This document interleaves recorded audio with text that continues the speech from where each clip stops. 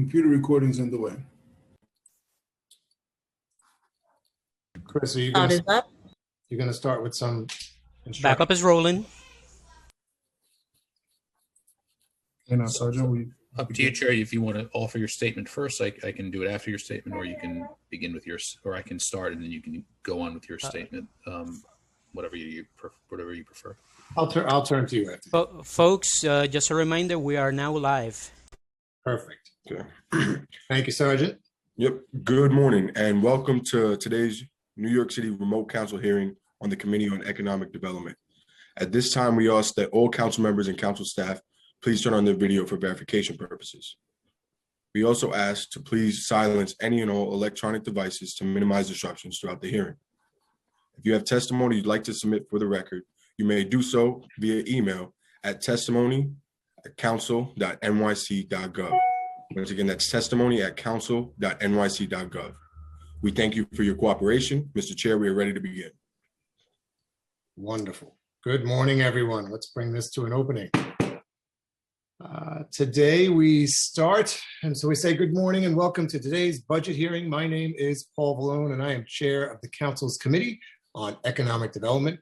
We are joined today by council members Lewis, Jonai, Rosenthal, and Koo. And I'm aware that council members will be coming and going. A lot of hearings going on today, so you will see them as they ask their questions and then move on to other hearings. The COVID-19 pandemic has ravaged our healthcare system as our economy. As a result, this hearing will take a new meaning and a new look at the survival and revival of our city. I am honored to work in partnership with EDC as we chart a way forward for our city and eager to use this hearing as an opportunity to evaluate how far we've come and the work that still needs to be done. EDC has been supporting the citywide response to COVID-19 in numerous ways, coordinating closely with New York City Emergency Management, Department of Health and Mental Hygiene, Department of Citywide Administrative Services, the Mayor's Office of Contract Services and City Hall on responsive efforts. And on a personal note, they have been working unbelievably with our council and our committee and the city from day one. And we've held almost 10 hearings from a year ago today when this whole pandemic started. The continuation of this critical work is now an integral part of the EDC's framework and overall mission. The expansion of testing sites, the increasing demand to provide safe vaccinations to every New Yorker, while planning for the city's recovery is no easy challenge, but it is one that we hope to discuss today. In particular, we want to review EDC's budget and spending breakdown of the COVID-19 related procurement contracts and how that budget will be adjusted in the coming years. These new realities must be addressed in the EDC's current fiscal plan, as well as its outlook for the next decade of growth here in our city. Today, we'll be hearing from EDC on their fiscal 2022 preliminary commitment plan, capital budget, 10-year strategy, and the fiscal 2020 investment projects report. This has been an unprecedented year, and during the pandemic, there has been a halt on capital projects, which have impacted the year's commitment rate. Now that the mayor has restarted capital projects, what challenges is the agency facing to committing funds? Was EDC allowed to continue working on these projects as the state deemed essential to health and safety during the pause?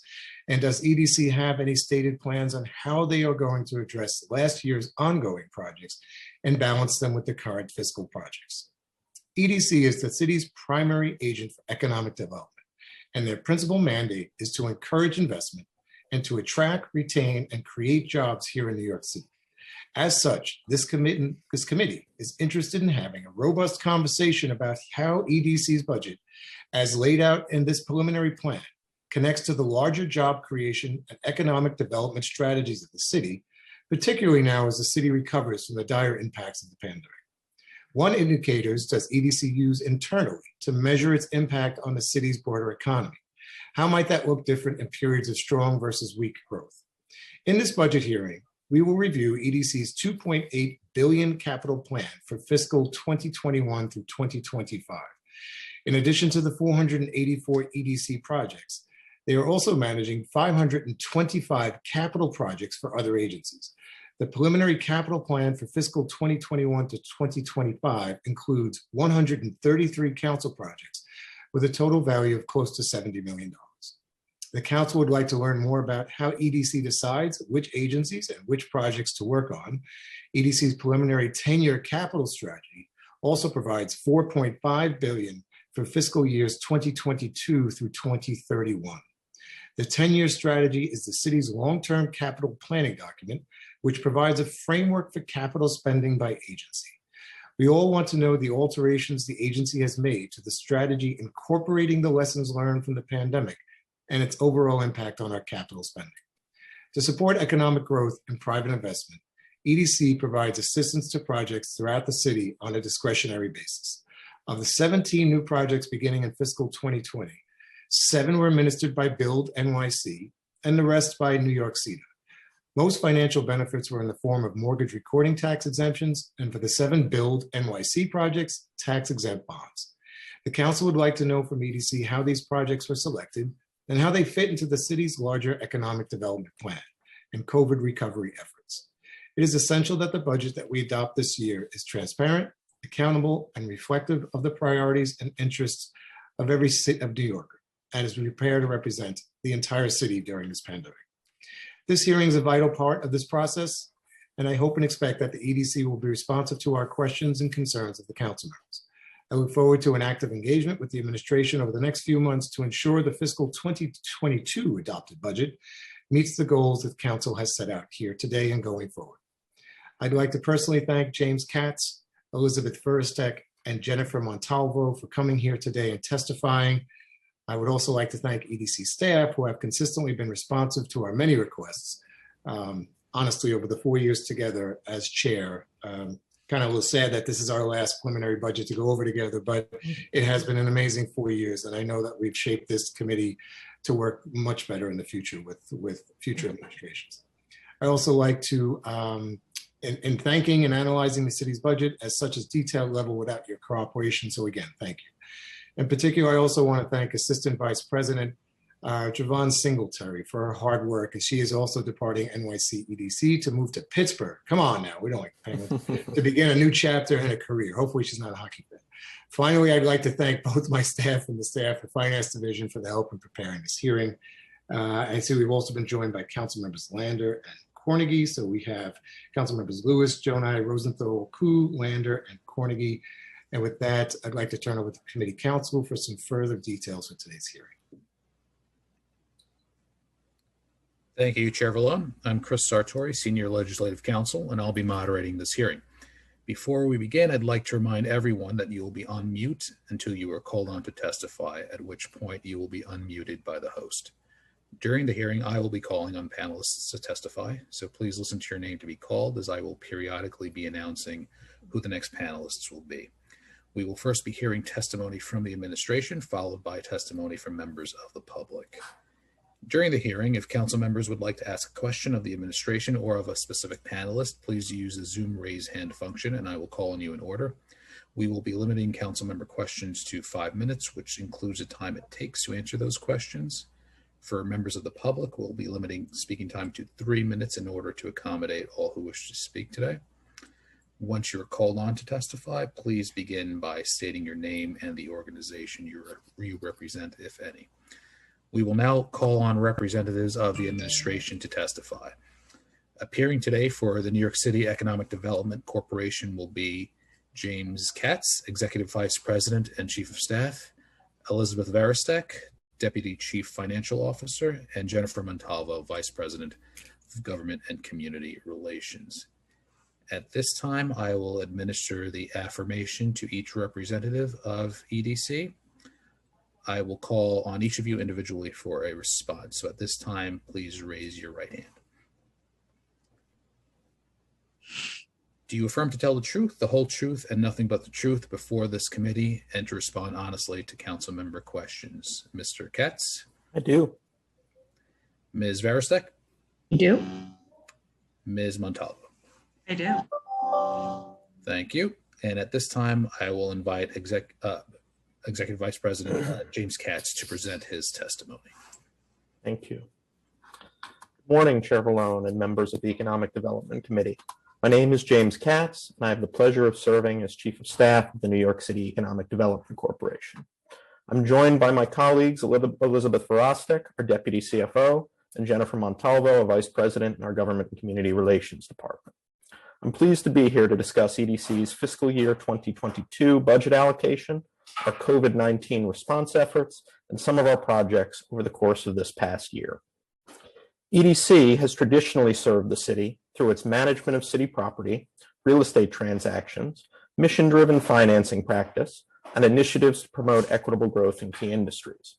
On behalf of the city, we manage nearly $7 billion in capital projects as part of the 10-year plan. This includes larger EDC-led initiatives, such as the Made in New York campus at Bush Terminal in Brooklyn, to smaller but just as important ones, like the renovation of the Arthur Avenue Market in the Bronx to increase accessibility. We're proud to manage projects on behalf of our city agency partners, such as rebuilding H&H's Coney Island Hospital to the recently completed Atlantic Avenue extension in Queens that brought much-needed open space to Jamaica. Further, we're pleased to be able to contribute nearly $70 million to the city through programs and other revenues this fiscal year. Just like other city agencies and small businesses across the city, 2020 was a challenging year for EDC. As a largely self-sustaining nonprofit, EDC relies on revenue from rent payments and other sources that were particularly hard hit this year. Recognizing the pandemic's deep impact on many of our tenants, we were quick to offer rental assistance to help them stay afloat. This relief was necessary, but it came at a cost to EDC's bottom line. With a bit of belt tightening, we've been able to work through the worst of the pandemic while keeping EDC solvent. I'd like to take a moment to thank my colleagues who, like the indefatigable Javon Singletary, have exemplified the best of public service throughout this pandemic. I'll share more about our efforts in response to COVID-19 throughout my testimony today. At the start of 2020, EDC had a long list of projects moving forward in every borough. We were working on the transformation of the Bedford Union Armory in Brooklyn and the Spofford Juvenile Detention Center in the Bronx, both to include affordable housing and recreational space for residents. In Far Rockaway, Queens, the Beach 21st Street project was continuing in its promise to bring affordable housing and more activity to the peninsula's historic downtown. In Manhattan, the Union Square Tech Training Center had broken ground to include a hub for digital skills training, step-up space for growing businesses, and programs for startups. And on Staten Island, we had started construction on the new Charleston Library in partnership with the New York Public Library. The New York City ferry system was moving forward with a planned expansion and growing ridership. On those projects and so many others, our partnerships with members of this council continue to be critical in realizing the best outcomes for all of our neighborhoods. But then in March, the world turned upside down. We took on new and more urgent work in addition to our traditional projects. As New York City found itself the epicenter of a global pandemic, in a matter of days, we dramatically pivoted to address this unprecedented health crisis. EDC became a biotech startup and a medical equipment manufacturing corporation. We transformed warehouses into testing centers and reconfigured armories for food distribution. With our help, garment district designers and manufacturing switched their focus from the runway to hospital hallways. Even Broadway costume shops pitched in. We partnered with more than 70 local businesses to manufacture and deliver over 4 million medical gowns and 8.4 million face shields. If it were not for this effort, there were days in the depths of the crisis when hospital workers would have run out of this essential protection. This work also created or preserved over 2,000 jobs in the city. In a matter of weeks, after consulting with experts across the country, we built a new supply chain with local biotech companies and small manufacturers to make COVID-19 testing kits. Medical professionals and city agencies reviewed designs and processes. Then together, we began producing 50,000 testing kits per day, eventually totaling over 1.25 million kits. These kits have been delivered to H&H hospitals and clinics, nursing homes, and community testing sites across the city. The ongoing production of test kits would not be possible in New York without having innovative companies and the capacity to make things right here. Print Parts in Manhattan, a 3D manufacturer, began making swabs. The Albert Einstein College of Medicine in the Bronx produced the liquid transport medium, which preserves samples until tested. And in Brooklyn, we converted a co-working space, CoLab, into a test kit production facility. I share these stories not just because of what they say about EDC's work, but because of what they say about New Yorkers, about how New Yorkers valiantly come together in times of crisis. We are ever mindful of the terrible losses of life to the coronavirus, But as a city, we have seen the best from ordinary people and our frontline medical workers alike. Now, as we slowly move on from the crisis, we are pursuing the mayor's recovery agenda, which puts a focus on public health and social justice. Here at EDC, we're creating a Pandemic Response Institute to address health disparities across New York City's communities and prepare for future pandemics. We're committing funds and will release an RFP later this spring, seeking partners to operate the Institute. We expect it to begin operations later this year. Our experience with COVID-19 only amplifies New York City's need to double down on LifeSci NYC, the mayor's 10-year, $500 million program to establish the city as a public health destination. Over the next decade, the city will invest in 3 million plus square feet of additional space for expanding biotech companies and pave the way for 100 startups to develop life-saving technologies. Already in 2021, we have awarded R&D grants totaling $38 million to 4 of New York City's leading scientific research institutions: Columbia University, Montefiore Einstein Medical Center, the New York Stem Cell Foundation, and Rockefeller University. These awards will fund applied research and development facilities and will foster partnerships among leading academic scientists and biotech companies and pharmaceutical companies, with the jobs that follow. This commitment will position New York City as a global leader in life sciences and lead to the creation of thousands of new jobs with the goal of the development of new cures and medical breakthroughs right here. As we continue to support the city's pandemic response and develop new projects that will help New York City recover, we remain committed to delivering on our other pre-pandemic projects across the 5 boroughs, all focused on strengthening communities, creating good jobs, and helping New York City prepare for a fairer, stronger, and healthier future. We're looking forward to cutting ribbons on new industrial spaces at the former Spofford site in Hunts Point, the Tech Training Center in Union Square, and a new recreation center at the Bedford Union Armory, which we were recently proud to have named Major R. Owens Health and Wellness Community Center in honor of the late Congressman. We continue to prepare for the future of renewable energy and green jobs with a major offshore wind project at Sunset Park in Brooklyn, and we remain committed to the Lower Manhattan Coastal Resiliency Portfolio to prepare New York's financial district, its businesses, neighborhoods, and vital transportation infrastructure from climate change, sea rise, and future storms. In Queens, a few weeks ago, we joined the mayor and Borough President Richards to celebrate the topping off of the Beach 21st Street affordable housing development in downtown Far Rockaway. In Staten Island, the new Stapleton waterfront is taking shape with affordable housing, outdoor space, and resiliency planning for the future, and the Charleston Library will be the first net zero energy library in New York City. Later this year, NYC Ferry will expand to Staten Island, Coney Island, and Ferry Point Park in the Bronx. And there's much more. In a year that was so different, in a year that challenged each of us in every way imaginable, in a year that brought this city to a standstill, we have seen commitment to build back better, stronger, and more equitably.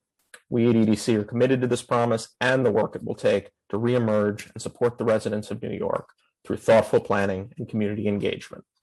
Thank you for the opportunity to testify. I now welcome any questions you may have. Thank you very much. And at this point, we will turn to Chair Vallone for his questions. All right. Thank you for that, James and the crew. Oh, it's always a pleasure to work with all of you. There's so much, it's almost too daunting to really kind of focus on one hearing what you are tasked to do for this year and actually for the next 10 years. I think probably the best way to start is with your testimony and just how you highlighted the world pre-COVID versus where we are today. So we've also been joined by Councilmember Powers, So as the council members, there's a lot. And if there's a particular project or a point you want to jump in to raise your hand, I will take time I see council members Landers, Powers, and Koo. So I'll just start with a brief before I delve into the different areas, and I'll let you council members jump right in. So this way you can ask your questions. And I know there's a lot going on in your hearings and districts too. But James, in your testimony, you started with where you've been focusing as a result of the pandemic. And one of the things you mentioned was offering rental assistance to help folks and tenants stay afloat, since EDCs as landlord is one of the main components. Could you expand on that so you can explain how that rental assistance being handled on your end? Sure. Happy to answer that question, council member, and thank you for it. Stepping back just one inch on it, I think it bears mentioning who EDC's tenants are, particularly the space it actively manages. At facilities like the Brooklyn Army Terminal, at Bush Terminal, the wholesale markets in Hunts Point, these tend to be small businesses. These are often small businesses in industrial and manufacturing space, and don't always have deep wherewithal. And so we recognized very early on that the pandemic was going to have just seismic impacts on their ability to persevere, to survive, and to be able to make rent. And so early in the pandemic, in the spring, we established a robust internal process to review and grant rent relief to our tenants. In some cases, that has come in the form of deferrals of rent. In others, it has come in the form of abatement of rent. But since the start of the pandemic, we have so far granted $12.7 or $12.8 million in total relief, a little over 10 of that in the form of deferrals, and a little over 2.5 of that in the form of abatements of rent. Well, I mean, it's quite the challenge then. I mean, New York City EDC structure is different from any other, well, actually it's a nonprofit, it's not even an agency, but sometimes we morph you into that. I mean, you're self-funded and dependent on capital and expense funding.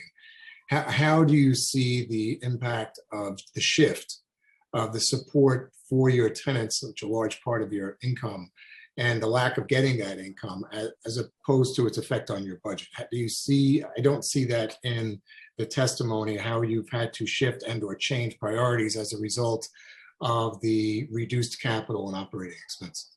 Sure, there is no question, Mr. Chair, that as with city and the city agencies and many business owners across the city, the pandemic has had an impact, and a significant one, on EDC's bottom line.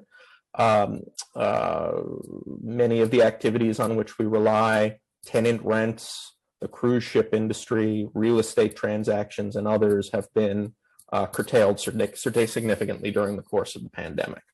Fortunately, in the many years preceding the pandemic, EDC was able to accumulate a fund balance of its own on its balance sheet that it has used to spend down and support its programmatic initiatives and to support the city. And so we were able to spend against our balance, but also had to undertake a fairly significant amount of belt tightening of our own, much like the city and businesses everywhere had to do. We put pauses on many forms of discretionary spending out of EDC's fund balance, our programmatic initiatives and our sector programs in particular, and we froze headcount throughout the pandemic. And so open vacancies were not filled and have not been filled since really the pandemic started in the spring. And that has allowed us, despite running a significant deficit, which we can talk about for fiscal 21, to be able to gain some comfort that EDC will be able to be a solvent and going concern well into the future. Do we have a general idea on what the deficit is for 2021? Sure, I can answer that question. For fiscal 2021, we are projecting a deficit north of $90 million in revenue against expenses. Different cost centers drive that. Certainly our own costs as an organization, some of our programmatic initiatives that continue, and others. And I'm happy to turn it over to my colleague, Liz Verostek, our Deputy CFO, if she wants to add more color to the source of that deficit or its scale. Sure, that'd be great. Thanks, Liz.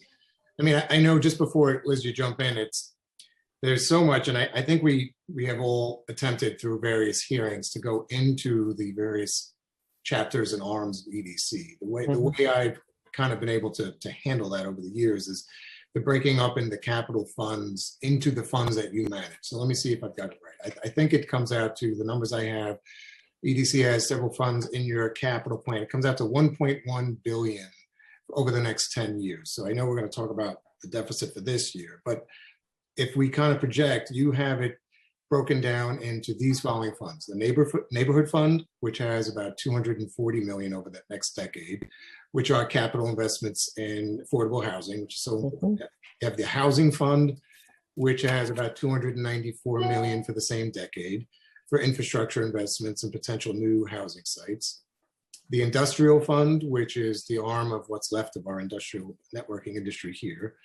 The waterfront improvement fund, which is about 253 million for the next decade. The assets management fund, another 283 million for the next decade. The acquisition fund for 53 million for future land acquisitions, and a miscellaneous fund.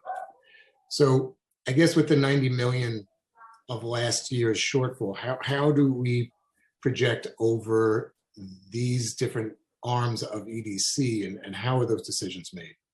Sure. Oh, go ahead, Liz. Yeah. Please. And thanks, James, and thank you, Chair Balloon, for the question. And so it's a little bit of an apples and oranges comparison, so bear with me. And the 90... We try. There's a lot to compare, so we try. Yeah. Yeah, EDC's budget is a little nuanced and fairly complex. The $95 million deficit that James referenced has more to do with the budget as EDC as a standalone not-for-profit.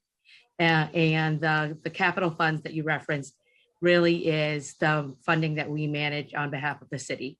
So they are a little bit separate and apart. So if you'll indulge me, and the $90 million deficit, and it's 95, give or take, has to do with the fact that EDC has had to curtail a lot of the spending that James referenced. So that's having to cut back on all of the discretionary funding, all the programmatic spend that we would have normally in the past taken. That also means that, as James referenced, we had to forestall on any of the vacancies and hiring. And that also means that's an indication that the revenues that we would have normally brought in as a consequence of crews or some of the asset management revenues, that's an indication of EDC's own financial health. Separate from that, you'll be able to see within the city's budget, and so the capital 10-year plan, the funds that you have just referenced. And so it's a little bit of mix and match. As we look in the different funds that you've mentioned, so the neighborhood development fund, the asset management fund, it's an indication of how EDC is working hand in hand with the rest of the city. And so as we look at those large scale funds, it's helpful and I think important to look at those funds as what's remaining in uncommitted. Because some of the dollars that were originally programmed for those funds have already been activated. So take, for example, the waterfront fund, and some of the dollars that were originally programmed have been activated and are already in use. And the industrial developer fund is a perfect example of that. Over the course of the last several years, we've been able to award some of those dollars to our nonprofit industrial developers like GMDC, like Evergreen, and we're really proud of the initiatives that have come out of that fund. So if you only see a few $1 million left, that means that that's actually a success for us. That means that we only have a few remaining funds or a few remaining programs that have yet to be launched from that. So Elizabeth, are you able to show then of those remaining funds, is any of those projects that have not been 100% completely funded or still have time to go, or they need to be altered, changed in any way, or is the substantial focus still going to remain? I mean, I know it, and James, with your testimony, you gave as example in like the third paragraph, 4 capital projects that were all excitedly beginning in 2020 and now stopped. Mm-hmm. So that to me is an example of, okay, now what happens to those 4 projects as all of the council members have realized OMB has put the stop on all of the councilmatic district projects, and we're finding out as they trickle down which ones go forward.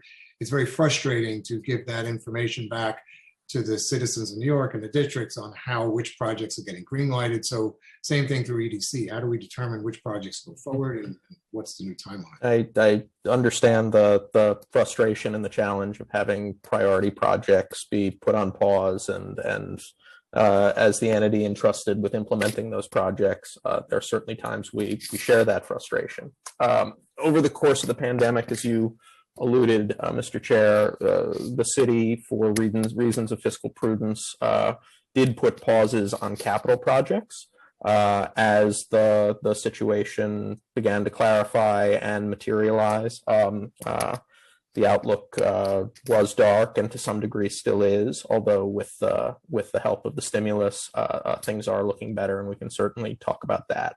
But as to the 5 or 6 funds you referenced, I can say that there have been no budget cuts to those allocations of capital within the 10-year plan by virtue of the pandemic. And over the last several months, in September and then again in January, we have seen the green light come back on for capital projects of various kinds that we were undertaking prior to the pandemic and plan to continue in virtually all cases, if not all cases. So we are now in earnest looking across the capital portfolio, restarting projects and marching forward with all possible speed that we can in all of the places that we can. And the 4 projects that you referenced from earlier in the testimony are all moving forward over the course of the coming years.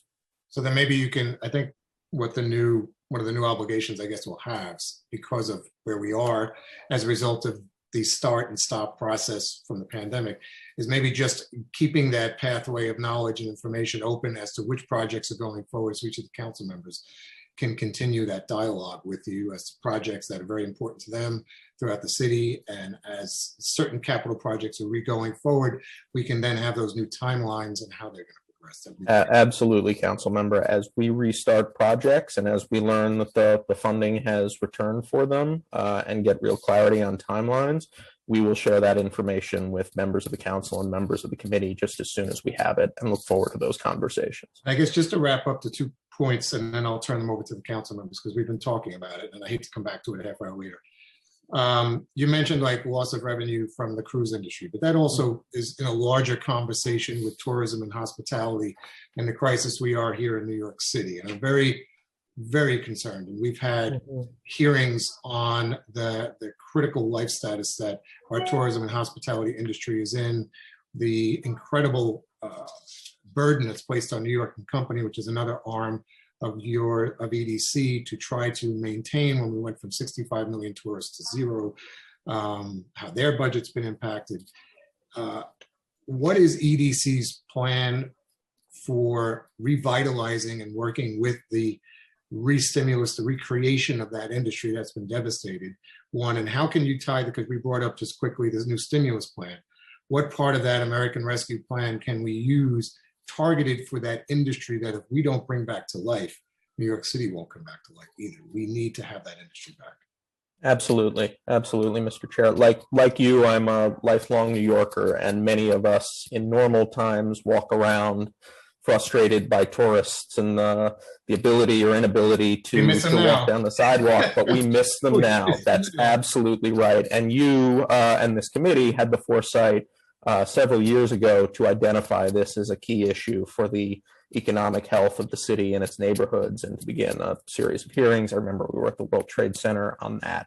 It is so important. For EDC's part, our view is that the most important thing is to reopen New York City as quickly, but also as safely as possible. And so we have pitched ourselves into that effort as a corporation. We are focused heavily on rapid testing and just ran a rapid testing competition, had 34 submissions and have selected one from Columbia University to develop rapid tests and put them in the field so that businesses and others can reopen safely as we continue to vaccinate our population. We also work closely with our colleagues at New York City and Company to try to bolster the tourism industry and to get the message out that New York City is here, will be back, and will be a great place to come and visit and do business once again. We worked with them to stand up the All In campaign over the summer, which was a broad New York City promotional campaign with out-of-home advertising and various components of media. We continue to do that work. The stimulus, which you asked about, does include pots germane to tourism and tourism-related functions. There is support for restaurants in there. There are pots that can support small business, and there are pots germane to culture and the creative industries, all of which, of course, have a deep nexus to tourism.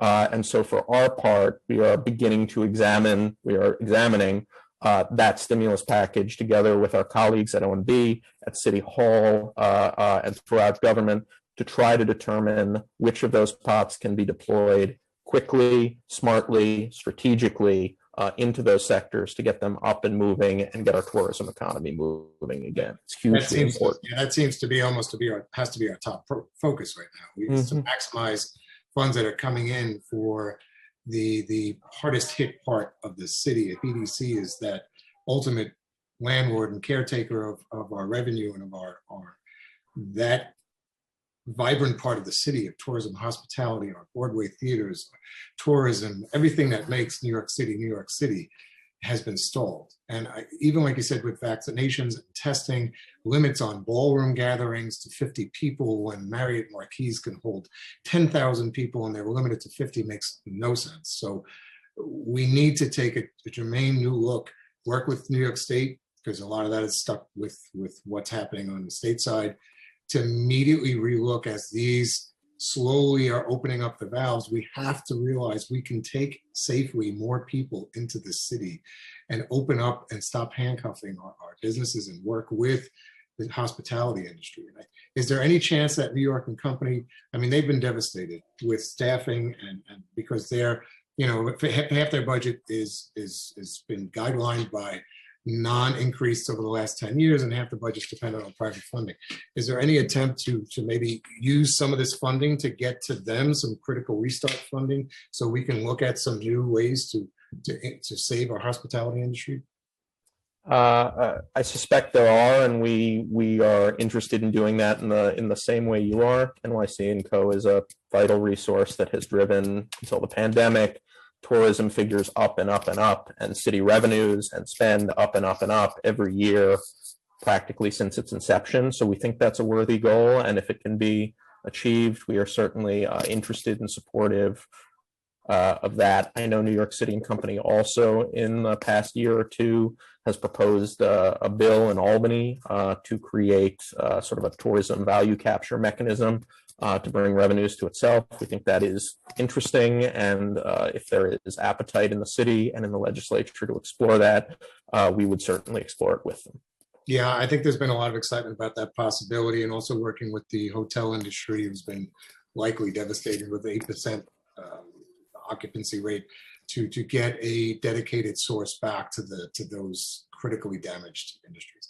So I'd like to, Chris, if you could, our committee council, if you take a look at the council members that in order that I know we've been joined by Councilmember Barron.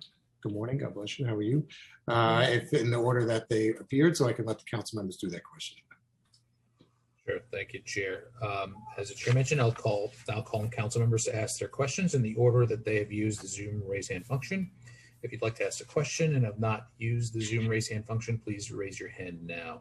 Council members, please keep your questions to 5 minutes. The Sergeant at Arms will keep a timer and we'll let you know when your time is up. You should begin once the Sergeant has announced that you may begin asking your questions after giving you the cue. We will first hear questions from Councilmember Koo, followed by Councilmember Lander. Time starts now. Thank you, Chair Vallone, and thank you, representatives of the EDC to come to testify today. I have a specific question for EDC. I know the pandemic upended everything in New York City for the last year. But in Flushing, we have approved a project in July 2010 to build the Flushing Commons, which is a 5 acres parking lot. The city gave to the private developer to build Flushing Commons, which include like 600 apartments, 420,000 common commercial space, a hotel, a YMCA, and a town plaza. At that time, the Mayor Bloomberg said, oh, this is a major milestone in our efforts to position Flushing for long-term economic growth. No. About 11 years later, the project, the site is still like more than 2/3 empty. Only phase one is built. So I want to know what the status of this project. No, if the developer doesn't build this project, can the city take the land back and rebid to another developer so that we can build this? This is very important real estate in Flushing downtown. And I'm sure a lot of developers are interested in bidding for the development. So can you give us a status or progress on this development? Sure. Thank you for the question, Council Member. We agree that it is an important project. We agree that it is important real estate in Flushing. And like you, we remain committed to ensuring that it continues and that the Flushing community is served. And we look forward to working with your office on that matter. As concerns the phases, as you know, phase one, the 148 residential condos, the 90 office condos, the 30,000 square feet of retail, and the 982 space parking garage is open or is complete. And then in phase two, there are the two phases that are under works. Phase 2A, open space, YMCA, additional residential space, and additional commercial.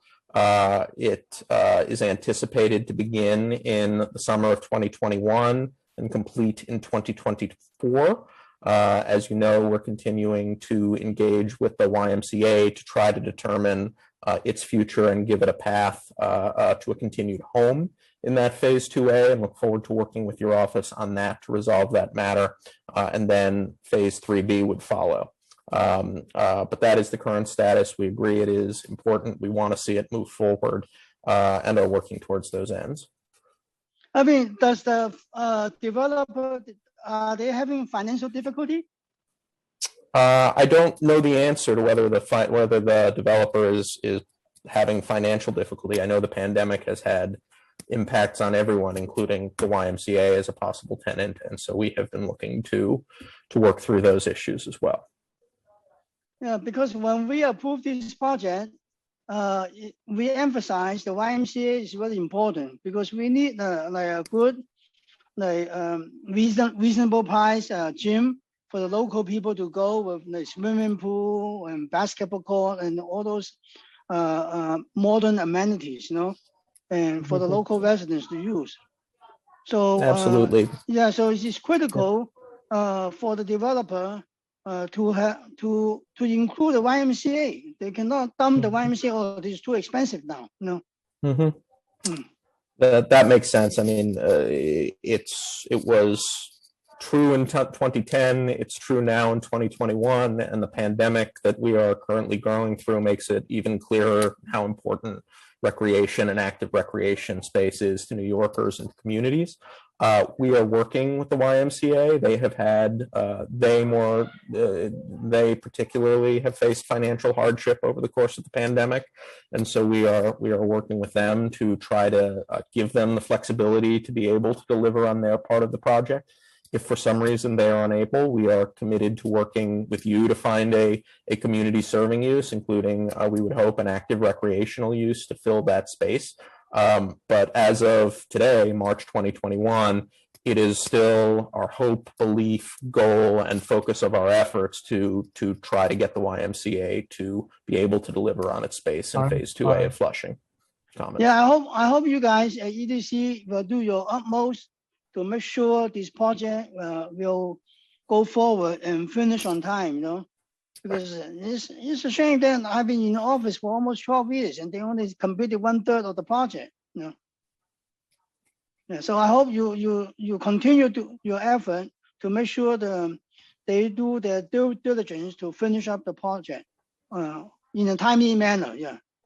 We will. Thank you. Thank you, Council. Thank you. We hear Thank you loud and clear. Thank you. Next is Councilmember Lander, followed by Councilmember Powers. Time starts now. Thank you, Chair Vallone, for your thoughtful approach here today and all the hearings that you've held. James, it's very good to see you. I want to ask some questions about sort of lessons from EDC's work over the last year for the longer term just recovery that you're working on and we're working on. And I want to start with the observation that, so much of the remarkable work that happened at the Brooklyn Navy Yard and CoLab, as you talked about, and enabling people to work together on PPE production and testing kit production. And so much of what you were able to do to support tenants at BAT and the Sunset Park assets are on properties that are either city owned or the land is city owned and operated in partnership with the Brooklyn Navy Yard Development Corporation. It really feels like that was just a very big key to enabling us to do a whole range of things. And now we have all of these distressed properties that we're quite worried about.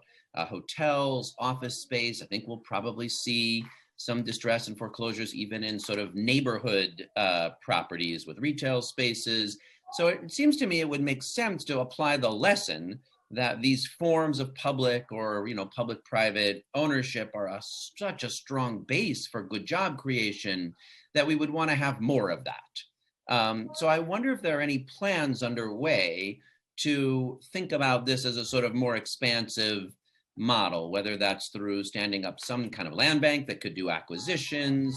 We obviously, most property is going to continue to be in private hands and operate, but where properties are distressed, wouldn't it be a good idea to build on these amazing models that we have? If those were in neighborhoods, they could offer affordable space for small business tenants or arts tenants, or the Y, like Councilmember Koo just described, where the land costs are so often the barrier to doing something creative, whether that's affordable housing or good job economic development or neighborhood arts and culture. So this just really seems to me a moment we might be able to use some of the American Rescue Plan money.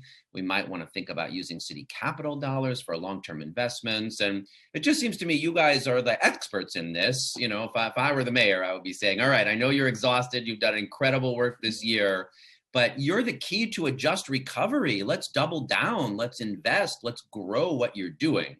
So if I were the mayor and I said to you, James, how can we do that? What would you tell me? Well, I would tell you that I think we both bring a good element of helpful bias to this question of being in favor of mission-driven property management and development. Obviously, I and we do what we do because we believe that that is a smart and equitable and promising way to ensure just economic growth in New York City and to ensure that assets are mission-driven. And that is a thing that we would be deeply interested in exploring with you and with City Hall and with our colleagues at OMB moving into the future, either with monies left in the current acquisition fund or other funds to acquire properties. Obviously, it is case by case. The depressed value of land in different parts of the city may differ, and the degree to which we can find bargains that make sense for the city fiscally are probably not consistent, but in places we can be opportunistic, we should explore it. I'll also note that just earlier this week, we co-issued a solicitation with our colleagues at HPD around additional joint property ownership models for pieces of land that went out. I think it was just a day or two ago. Community land trusts for which HPD has issued an RFI previously, and other forms of shared equity. And we are just very interested in seeing what comes back from that in the months ahead. We think there could be real promise there, and we are intrigued. That sounds great. I'll take a look at that RFI or RFP. One concern I have on the sort of deal by deal approach coming especially from the affordable and supportive housing world, you think about the idea of converting hotels to supportive housing. In our normal course of business, we require a nonprofit that's interested in acquiring, say, a hotel to turn it into supportive housing to get the whole deal figured out, to line up the operating funds and the social service funds and have an architect design the building and secure the long-term contracts as well as the short-term capital. And that usually makes sense because, of course, we need, we want to make sure that property doesn't get acquired and just sit there. But I worry a little at this moment that if we don't do something a little bolder, we will just miss the opportunities to do it if we require each deal to be sort of underwritten in that traditional way. And I'll just close and then turn it over because I really appreciate your answer and look forward to trying to figure out how to work together. There's all these, concern, rightly so, and the administration has put a lot of forward about a just recovery that really sees the inequalities that our economy is built on and the ways those were reflected in who lived and died and who can't pay their rent and whose business is closed. And if we know that the opportunity to really invest in MWBEs, to really help low-income New Yorkers get access to work, or on those things that look more like the Brooklyn Navy Yard or BAT than they do where we just help private sector companies, which we need, but who we can't always get to target in the same way. This just seems like something that should be really central to those equitable recovery approaches. So I appreciate your having done, more than anyone to help build out those models and ideas. And I really, really hope we will build on them going forward. Thank you. Thank you. Thank you. Next is Councilmember Powers, followed by Councilmember Rosenthal. Time starts now. Thank you. Good morning, and thank you for the testimony. Nice to see everyone here today. Thank you, Chair Vallone. James, nice to see you. Hope you're safe and healthy.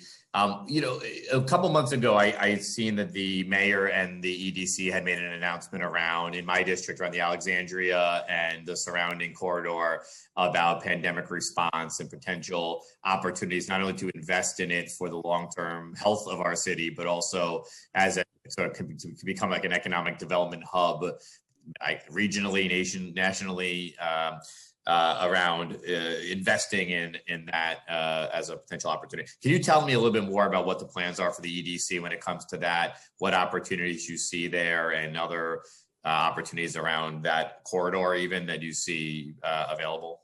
Sure, happy to.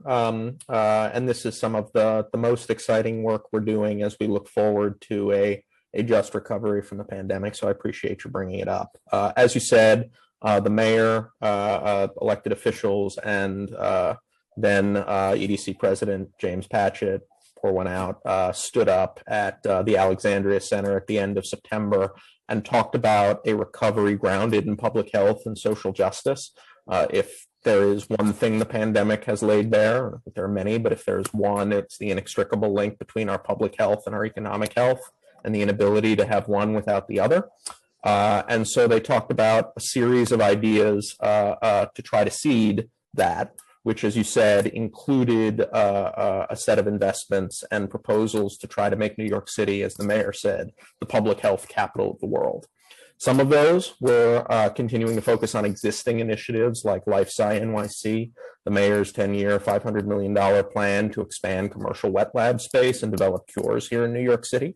And we are making tremendous progress there and have been making tremendous progress there since it was announced in 2016. In your district, there is the coming third tower of the Alexandria Center where that announcement was made. The successful removal by EDC of the OCME facility that had been serving since basically shortly after 9/11 on that site to another part of the city to allow that to happen. And we look forward to seeing that move forward with Alexandria as well. In the area of pandemic response and public health, which you also asked about, we announced, or the mayor announced in September and then followed up in December, the notion of a new pandemic response institute.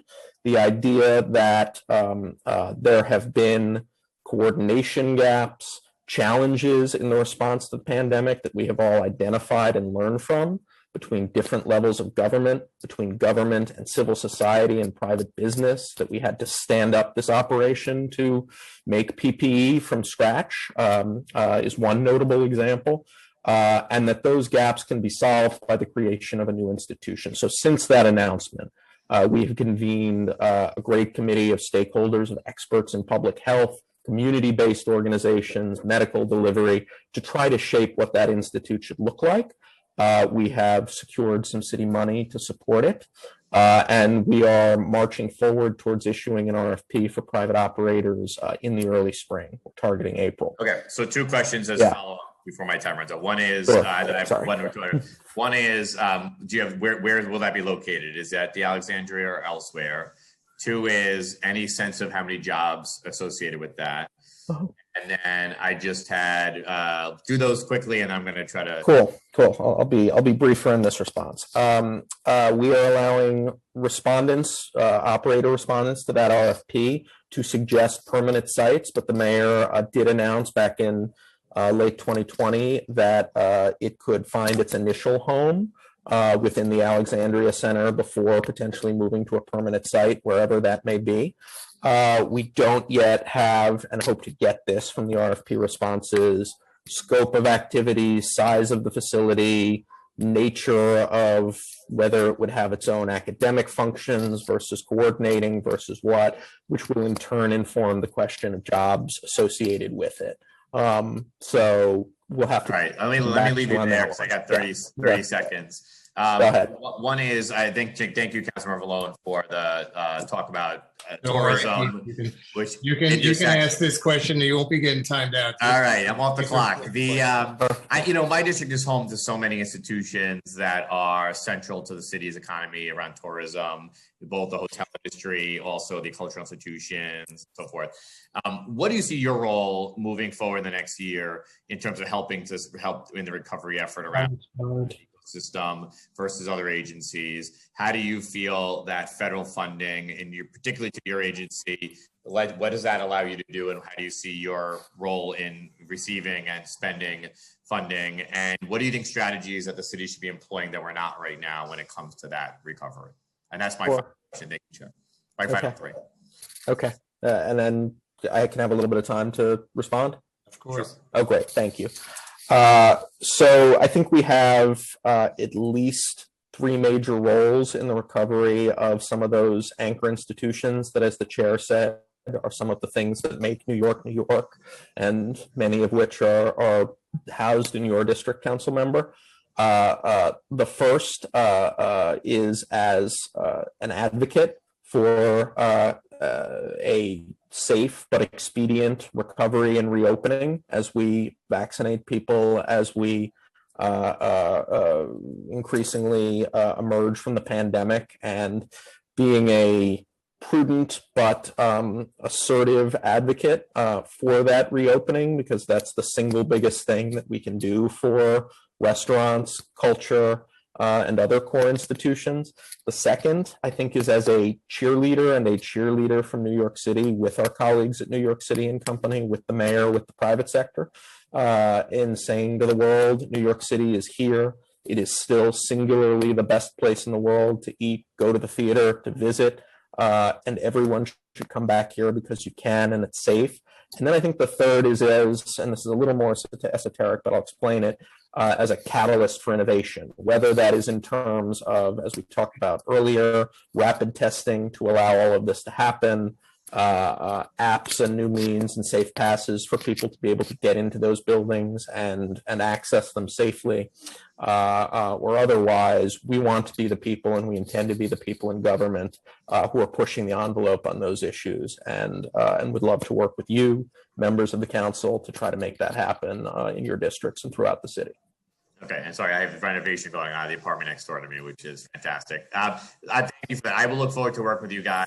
I would add, I think that there's a role here for EDC and the mayor, particularly to coordinate around reopening of businesses, particularly in Midtown, because I think that as we see the small business suffering, but also a big question about when folks are going to return to work post-vaccination, I think there does need to be some voice around coordinating all those. And I agree, and you can't understate the importance of our central business districts like Midtown and downtown, not just to the economic health of the neighborhoods themselves, but to the whole city and the people who work in them, regardless of where they may live. So Councilmember Parris, the beauty of being chair is I get to continue that line. I want to just say thank you to all the folks at EDC for all your work during this very difficult time and getting us. No, what I was going to say is I continue your important line of questions, because I don't think they're done with those answers. I don't like being a cheerleader and helping opening fast with extra vaccinations as a plan to decimate an industry.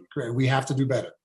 Councilmember Powers and I co-chaired with Times Square Alliance and all the partners with Broadway Theater and the Hotel Alliance and everyone that cared about this city over the last couple of years. That's the type of plan that we need to do tomorrow, to sit down and say, how is the pandemic relief and the new relief funding coming from the federal, through the state, through the city, to directly reopen the businesses that are the lifeline of the city?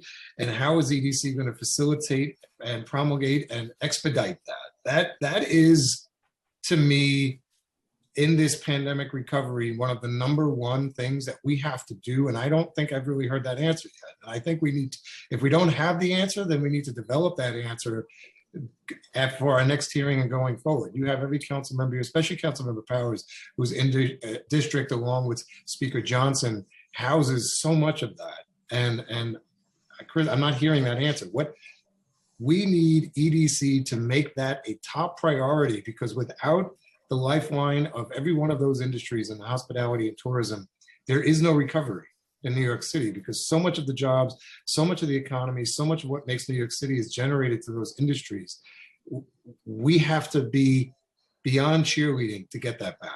So I maybe you can just expand on some. I thank you, Chair. I agree with you. I think that the role of EDC goes far beyond the cheerleading here, and we'd like to see something, bigger and broader. And by the way, Councilmember Rosenthal has some of the big tourism institutions. I think she has Lincoln Center. I know she's up next, and others too. And we're all really, I think, looking for a plan that will help keep them survive. Thank you, Chair. Maybe Councilmember Rosenthal, let's see if we just let them follow up those questions, and then you jump right in, because I know that affects your district too. Yep. Fine by me. James, if you can maybe, based on what the council members and I are saying, I think we're looking for a larger response and role of EDC here. Is there any part of the team that you can expand on that? Sure, and I didn't mean to omit the stimulus and the city's deployment of a stimulus as a critical response to what we're doing coming out of the pandemic. Indeed, the stimulus is itself a lifeline in so many different ways, whether for transit, municipal health, or some of our key industries. And we are certainly looking forward to working with the Office of Management and Budget, City Hall, and you to get really purposeful about how some of those stimulus pots are allocated. There are monies in there for small business, for restaurants, for culture, and it is likely that many of them or some of them will wind up flowing through EDC as a nimble way to deploy them. And so as those plans are developed, and we agree, Council Member, that those need to be developed with all deliberate speed, and as those monies actually become available from the federal government, we are looking forward to digging in earnest and doing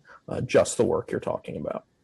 So it sounds like we need to either create or work together on a new revitalizing hospitality, tourism, artists, theater focus, so that we don't waste, because part of the pandemic is, I wouldn't say this is EDC. Without EDC, we wouldn't have survived last March and April.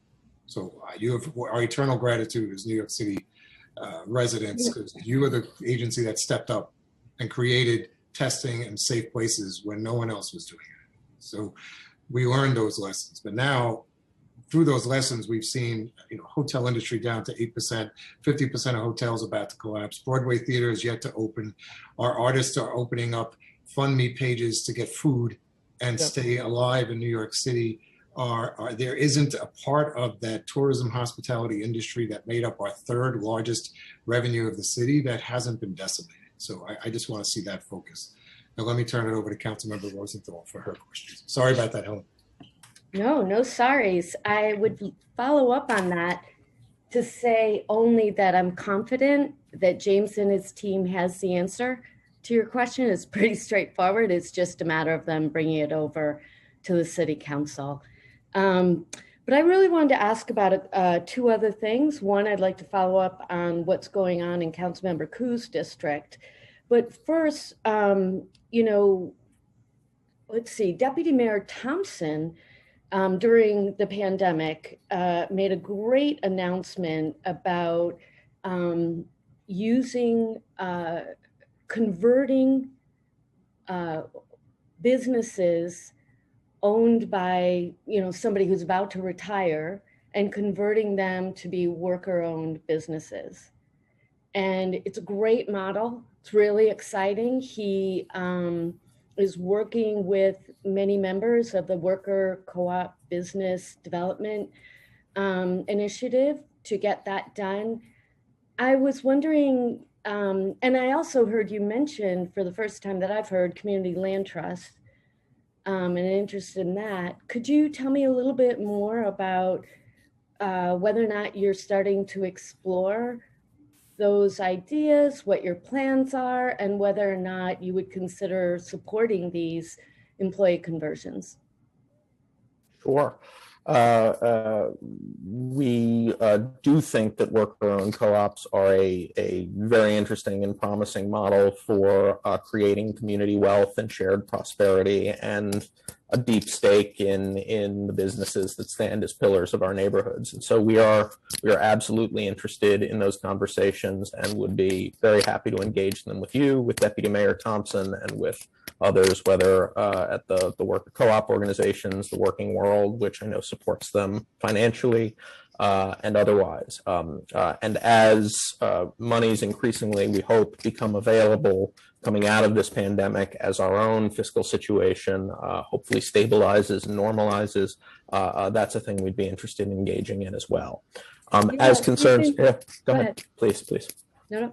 Oh, I was going to take the community land trust piece, which is just to say we are interested in those equally, and issued that shared RFI a few days ago with HPD to try to see what ideas are out there in the market for joint public-private ownership of property and a community stake in that property. And we are looking forward to seeing what comes back as well. It is another issue where the availability of funds and capital coming out of the pandemic is going to be essential, right? Structures are one thing and financing is another, which I think is part of what's behind your question. And so I think both of those conversations will need to be had, but we're interested in having them and learning more.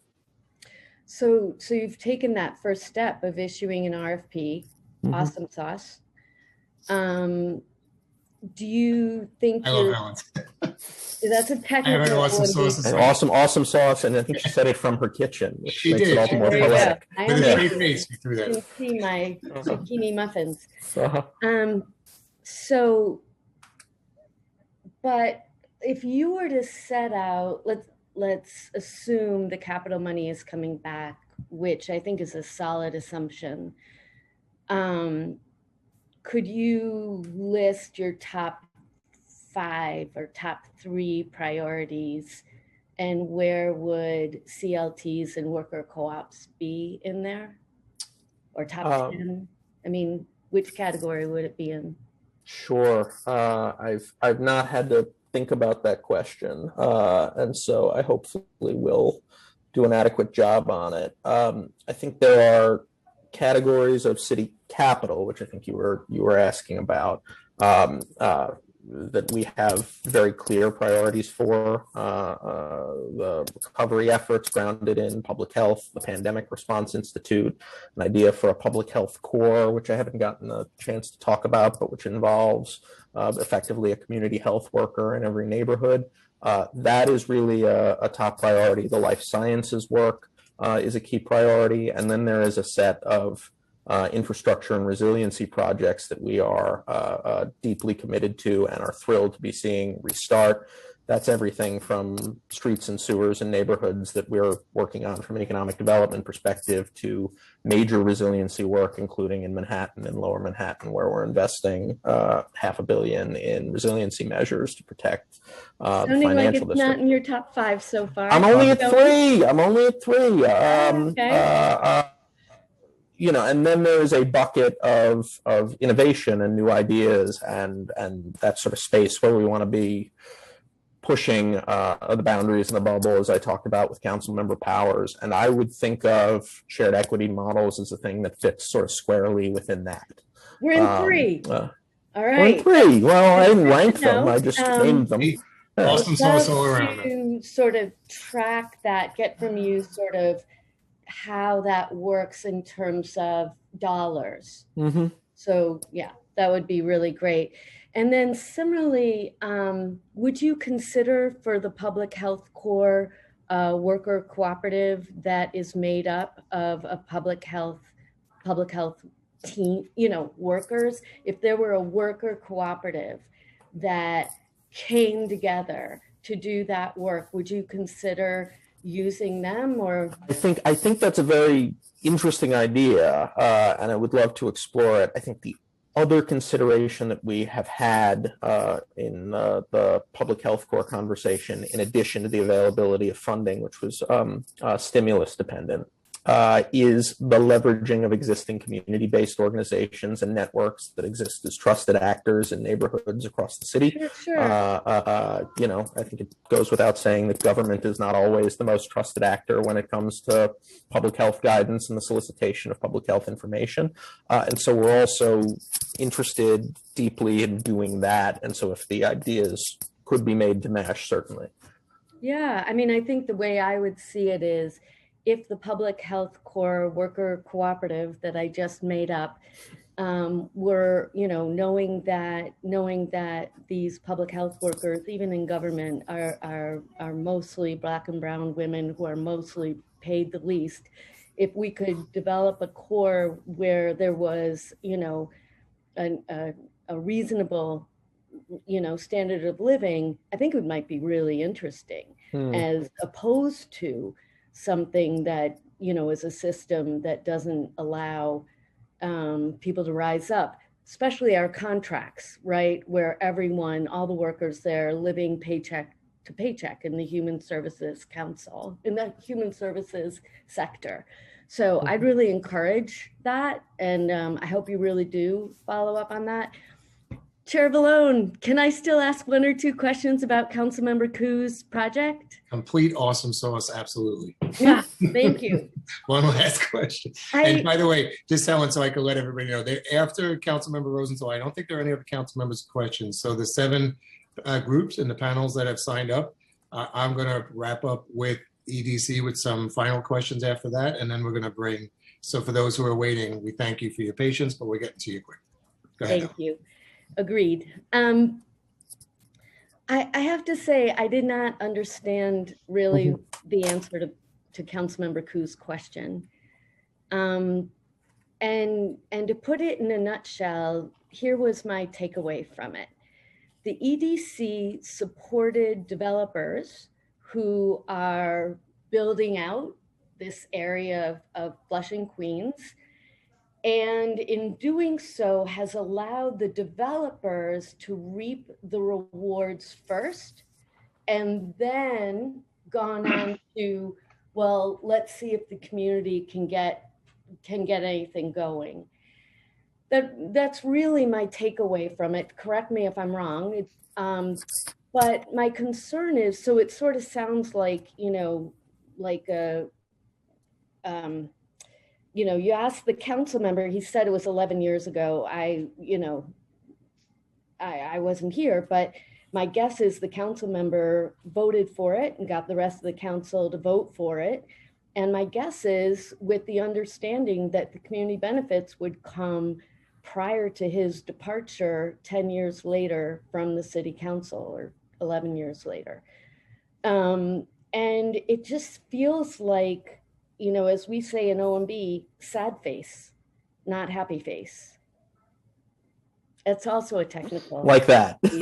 Yeah. Really, it sort of lays the groundwork for all of this reverberation we're hearing from communities throughout the city, that their voices are not heard. I mean, it sounds. Ellen, I love you. But now we're getting a little. I let them answer the question. Sorry, let me come back. Answer, Councilmember. What's the timeline in the? I don't know what the timeline was in the first place, but where are we with getting? I mean, you hear my question. Yeah, I think I do hear your question. and let me sort of say as a backdrop, I understand EDC plays, you're walking a tightrope in a sense between private sector and public sector. Like I ken that. I appreciate that. So as concerns the project in Flushing, it is correct that there was a land sale to this developer in 2010 with obligations to build a series of things. The YMCA about which the council member was asking was to come in the second phase of the project and is still to come in the second phase of the project, which we anticipate will be the first part of the second phase by the end of 2024. I think I would just note two things here. One, we, since that time, have changed our general practice and don't sell city land in the same way anymore. We have moved to a model of long-term leases and continued public ownership for P3 development, which I think feels a lot better to all of us in terms of the long-term future of public assets and also the continued involvement of the city in what happens there. As concerns this particular project, and another thing, sorry, let me come back. I think we have learned lessons on the front loading of community benefits to the greatest degree possible in phase development and ensuring that happens. I think communities and the council have learned about that too, which is a really good and important thing. As concerns this specific project in Flushing, we are committed to ensuring that that community benefit comes. The YMCA, which was to occupy that community facility, has come upon hard times as a result of COVID and is trying to figure out its own wherewithal to be able to develop that part of the project, and we're working with them to do that. If they are unable, that will remain a community facility, and we will continue to work with Councilmember Koo to ensure that there is a community serving use there, no question. That's awesome. I'm glad to hear that. But it is disheartening to hear that the community would get its, piece 14 years later. And I don't know if that was contemplated when the project was first voted on. COVID slowed everything down, so we can't, blame everything on COVID, right? It was already 11 years too long, right? But Councilman Rosenthal, you see, this is what happens when I'm a nice guy. I know. Last point. Please kindly wrap it up. Last point. I would just ask that if you could look at that agreement that you made with the developer and see if there's an opportunity for some sort of clawback, because this isn't working out for the community. It's just an idea. Thank you very much, Chair. Yes. Thank you, Councilmember Rosenthal, for your support. And Koo, that is your district, so we always defer to you on what's going on there. Thank you. With that. So, with our committee council, Chris, do we have any other council members who are signed up to speak or any remaining questions? Councilmember Rosenthal was the last person member with questions. So if you have additional questions, Chair, you may ask them at this point, and then we can move on to public testimony. Yeah, no, and I appreciate we've done yeoman's work in an hour and 25 minutes. So thank you, Chris, to your team. And there's a lot to accomplish. And I always say every year that it's just not really right to put this all in one hearing. And I don't think folks really do get how much is going through this, through EDC, through this budget, and how much of the city's future is impacted by it. So you've done amazing work with what you've been able to do and through this pandemic. I think just to kind of circle back to where we started, when you mentioned EDC's role with capital projects, how some of them have been obviously halted because of the pandemic and how some of them are starting to continue on. Could you either separate or explain, EDC obviously has a larger role than projects that you maintain through your own nonprofit. There are other city agencies that EDC works with capital projects. Can you give us a broad scope on the amount of projects that are interagency related through EDC and how maybe some of those projects have been green-lighted or still been halted? Sure. So thank you, Council Member. Within EDC's fiscal 2021 capital budget, There is just shy of $1.4 billion worth of projects that are sort of true EDC capital projects funded by the city that it is developing. There are other economic development projects that flow through our budget on behalf of the Brooklyn Navy Yard, on behalf of the Trust for Governor's Island, but we tend not to manage those. That is an amount of $85 million in this fiscal year. And then there is a set of capital that flows through EDC for projects on behalf of other agencies that totals about $145.5 million in this fiscal. The projects that we undertake on behalf of other agencies, which I think were the ones you were asking, tend to be for one of a handful of very specific reasons that they get assigned to us, and that usually is what happens from either the mayor's office or the Office of Management and Budget. Either they relate to a broader economic development initiative or land use initiative with which EDC is involved, a neighborhood rezoning or a major redevelopment of a project. Perhaps it has a park, perhaps it has a school or a street or an infrastructure need associated with it. And so we might do that work.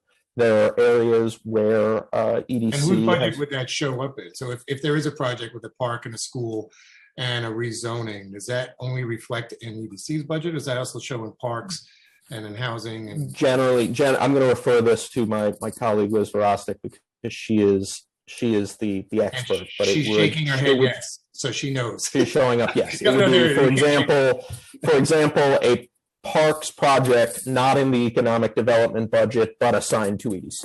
Right. Mm-hmm. So I will give you this is going to be very wonky and very jargony. As you look within the EDC budget, you will be able to designate the two things by a coding structure. And I see some folks smiling. And the way that you're going to be able to tell a parks project that has been shifted over to EDC will still be within the parks budget. And the way that you'll know that that has been shifted over to EDC is by what deep state budget folks refer to as the managing agency code. And so it is going to be tagged as an 801, which is EDC's shared managing agency code with SBS, Governor's Island, and Brooklyn Navy Yard. And so we all share the same 801 structure. So it will look like we are managing it, but it is still parks money. Well, that leads us to why we passed the bill to have the Brooklyn Navy Yard account on an annual basis, because it's very confusing. And some of us aren't these gurus with codes. And I was never very well in math, which is why I went to law school. And it's very hard to follow all that. So I always still do say that it's such wonderful projects like the Brooklyn Navy Yard, that those templates should be copied, emulated, and created elsewhere. And that we do need that type of accounting, not so much as oversight, but as to guide us with other projects. So how do you keep who's in control of those joint projects, and then who is the lead with a multiple agent project that works with EDC? Sure.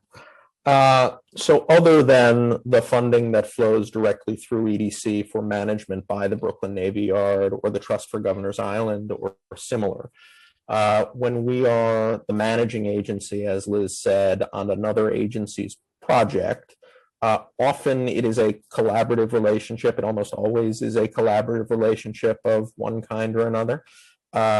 Sometimes we are helping to plot strategy and scope and really plan out the project from inception. Sometimes we are very often in a client services role. So we are helping to design and scope and procure construction and manage construction for a park, but it is to a degree at the direction of the Parks Department and to its specs and requirements. Also true for the work we're doing on behalf of H&H, for example, at Coney Island right now.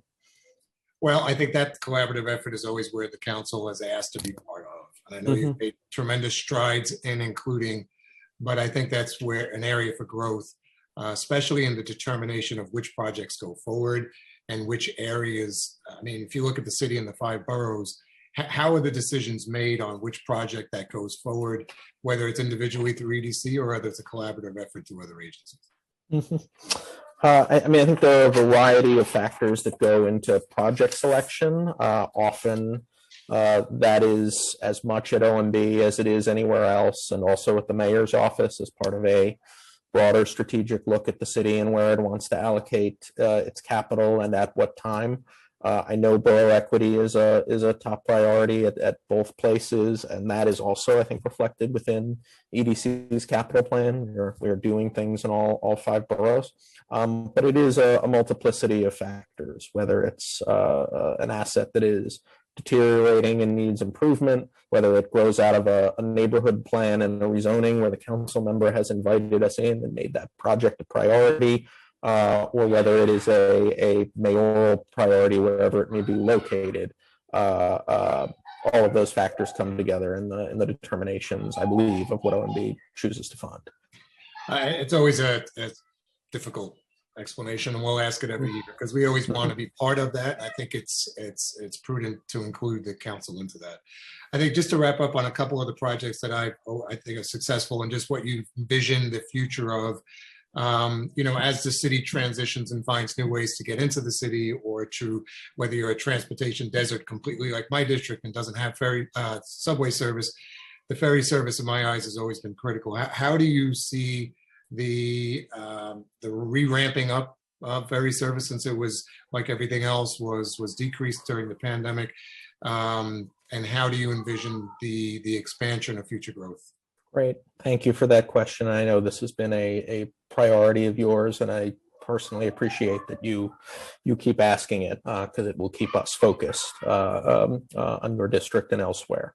It is correct that during the course of the pandemic, like many other forms of transit, NYC Ferry saw reductions in ridership.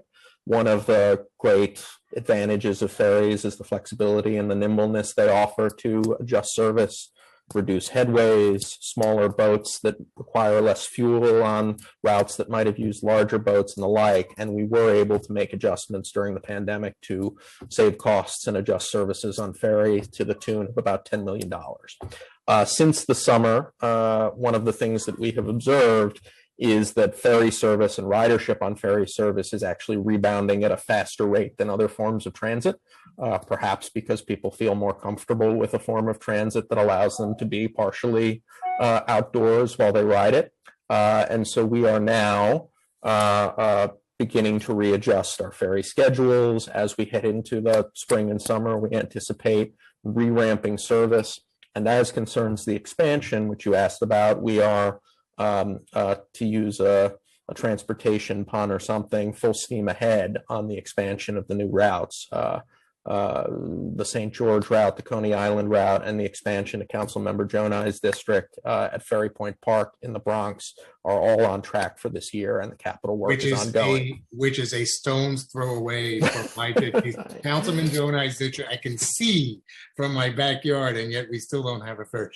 Please, in the expansion, I would not be doing justice for all of Queens. Realize we only have that one ferry route from Astoria, Long Island City, and I have a completely waterfront district. And it's not even about my district, it's about everyone else of Queens. That Citi Field Marina is just screaming for a transit hub, especially with a new billionaire owner and hopefully a Met team that turns it around, and the US Open and a redone Parks Capital project there.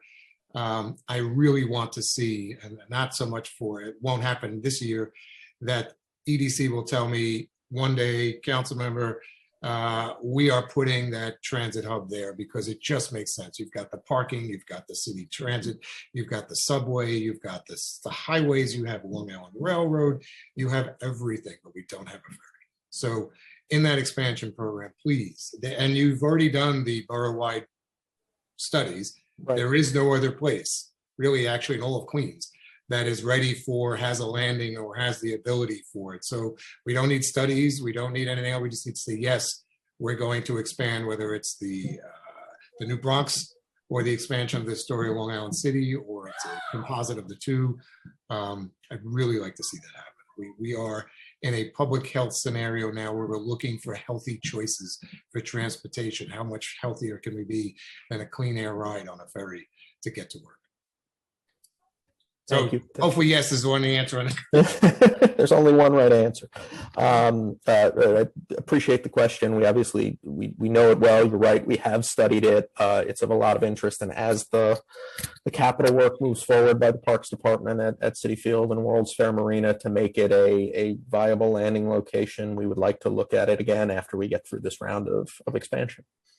There's a lot, and I see we're up to 9. So what I'm going to do is say thank you to your team, to James and Jennifer and Elizabeth, and especially working with previous President Patchett, and it has been honestly over the last 4 years a way to further these type of conversations in a really open way.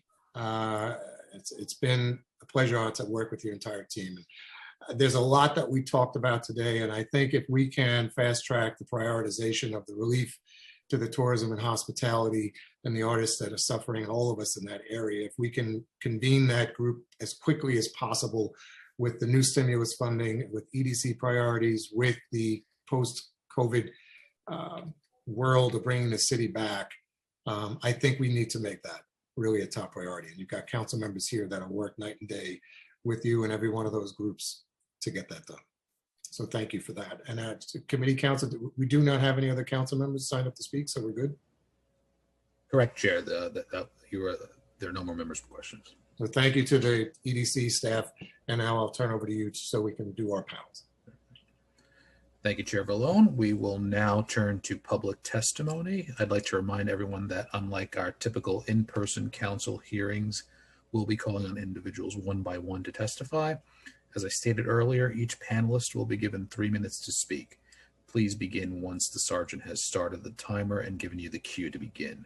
Council members who have questions for a particular panelist should use a Zoom hand raise function, and I will call on you after the panelist has completed their testimony. For each panelist, once your name is called, a member of our staff will unmute you, and the sergeant at arms will give you the go-ahead to begin upon setting the timer. So again, please wait for the sergeant to announce that you may begin delivering your testimony. At this point, we will first hear from Annie Garneva, followed by Will Spisek, followed by Memo Salazar. Time starts now. Can you just clarify how long we have? 3 minutes. Okay, great. We'll run right through it. Annie, if there's something that you're unable to get to, I'll give you the more. Please get it. Thank you. I just didn't expect to go first, so I appreciate being first, but also I will go as fast as I can. So my name is Annie Garneva. I'm Vice President of Policy and Special Initiatives at the New York City Employment and Training Coalition, which supports the workforce development community and our 180 member organizations. 1 million plus New Yorkers have lost their jobs. Factoring in those leaving the labor force and an estimated 320,000 involuntary part-time workers, New York City's combined unemployment and underemployment rate at the end of 2020 was just over 24%, which is more than twice the official New York City unemployment rate of 11.4%. And while the job losses impacted workers across every socioeconomic experience, educational attainment, and community, the losses disproportionately impact women, people of color, low-income workers, immigrants, and historically marginalized New Yorkers. Nearly 2/3 of those who had lost a job had annual workplace earnings of less than $40,000, and 59% of those who lost jobs were Black and Brown New Yorkers. These are the New Yorkers that our members provide job training for every single day. These are the New Yorkers who our members never stopped supporting over the last year, despite major budget cuts from government and private funders. Across the system, over 80% of New Yorkers served by workforce development organizations are people of color, and since the pandemic began, ETC members have seen a 44% increase in demand for employment and training services. Our members reside and serve in all of the city's 51 city council districts and are the critical beginning of a cycle that connects New York City residents who have been historically marginalized to economic opportunities that exist within all of the industries that call New York home. We have a huge job ahead of us that the city faces as the city faces record unemployment and the resulting economic fallout. Our members will be called on to do more, and we want to step up and serve our neighbors in their time of need. However, we can't do that without increased resources and improved city partnerships and prioritization that will be critical to recovery. Beyond financial investment, city leadership, and especially institutions like EDC, need to fundamentally shift and align systems, investments, and decision-making processes that fuel our economy toward a talent-driven economic development model that recognizes workers and human capital as the primary pillar and creator of prosperity.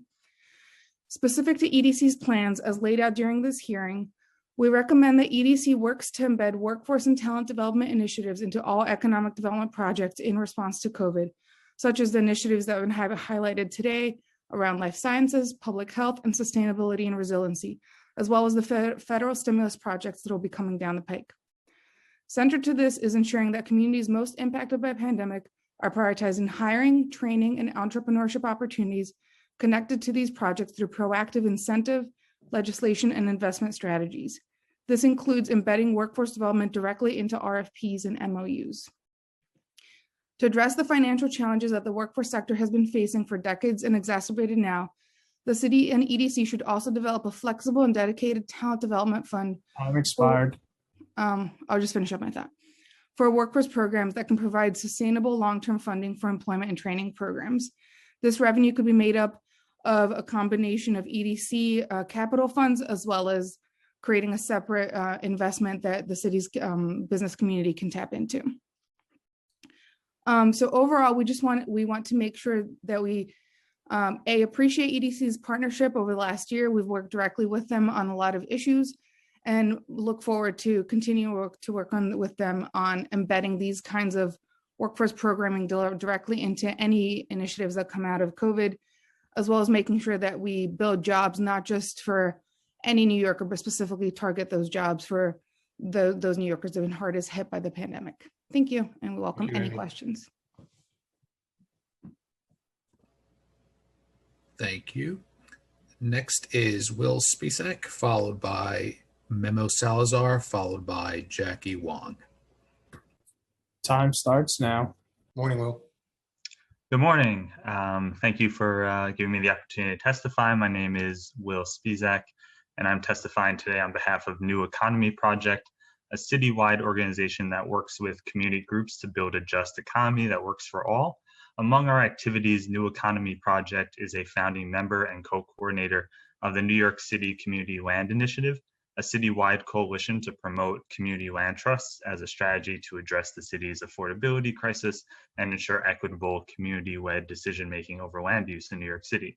Since fiscal year 2020, New Economy Project has coordinated the citywide Community Land Trust Initiative, through which the City Council has provided discretionary funding support for the development of CLTs and permanently affordable housing, commercial, and community spaces across the 5 boroughs.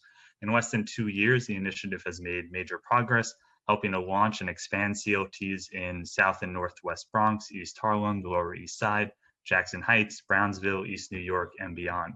Through this groundbreaking and cost-effective initiative, the city is helping to seed a new generation of neighborhood-based institutions equipped to facilitate equitable development and build community wealth. We thank the City Council for its vital support of CLTs, worker co-ops, and other models that advance shared ownership and democratic control of our economy. New Economy Project and 17 partner organizations in the CLT initiative are seeking $1.51 million in City Council discretionary funding in fiscal year 2022. We urge the committee to support this funding request and ensure that CLTs continue to play a key role in stabilizing communities. Since fiscal year 2020, the CLT initiative has engaged thousands of low-income community members in education and organizing, developed grassroots leadership, and established steering committees and founding boards. With an expansion in 2022, funding will be able to bring on 2 new CLT groups to the initiative and 1 more citywide technical assistance provider.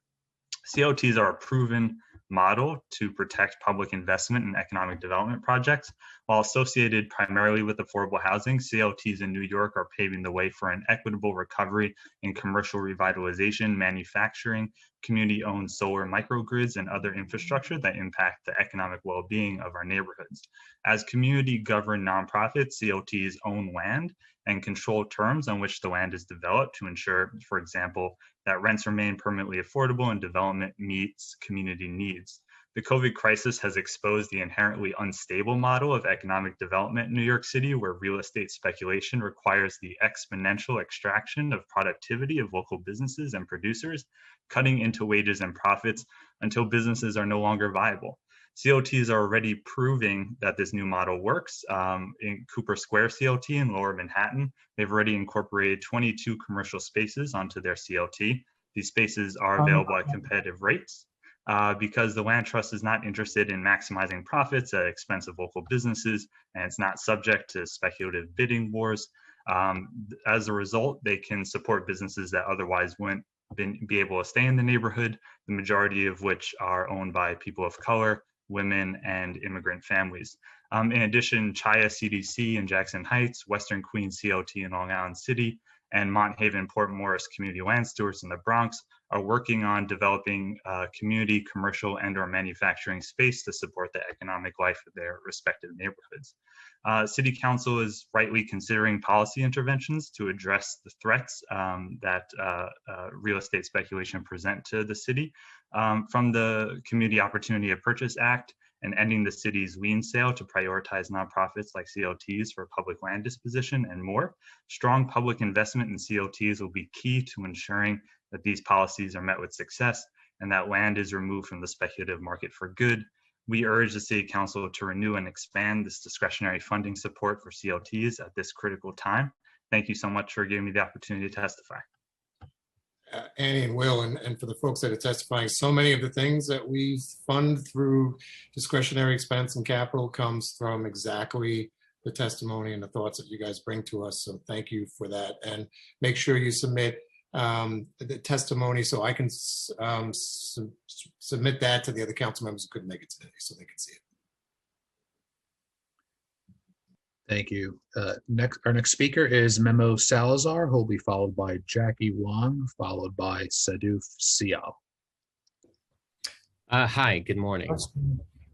And thank you for, can you hear me? Yes, we got you. Okay, thank you for letting me speak today. My name is Memo Salazar.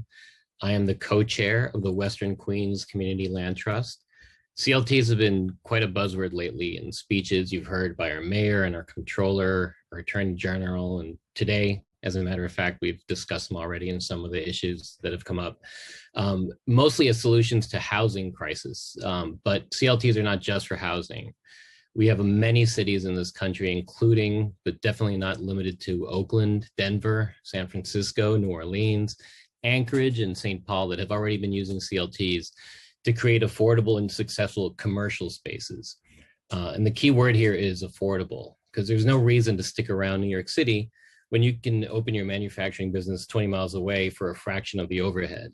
And there's no reason for the over 400,000 New Yorkers who work in arts and culture to stick around a city that leaves them living hand to mouth.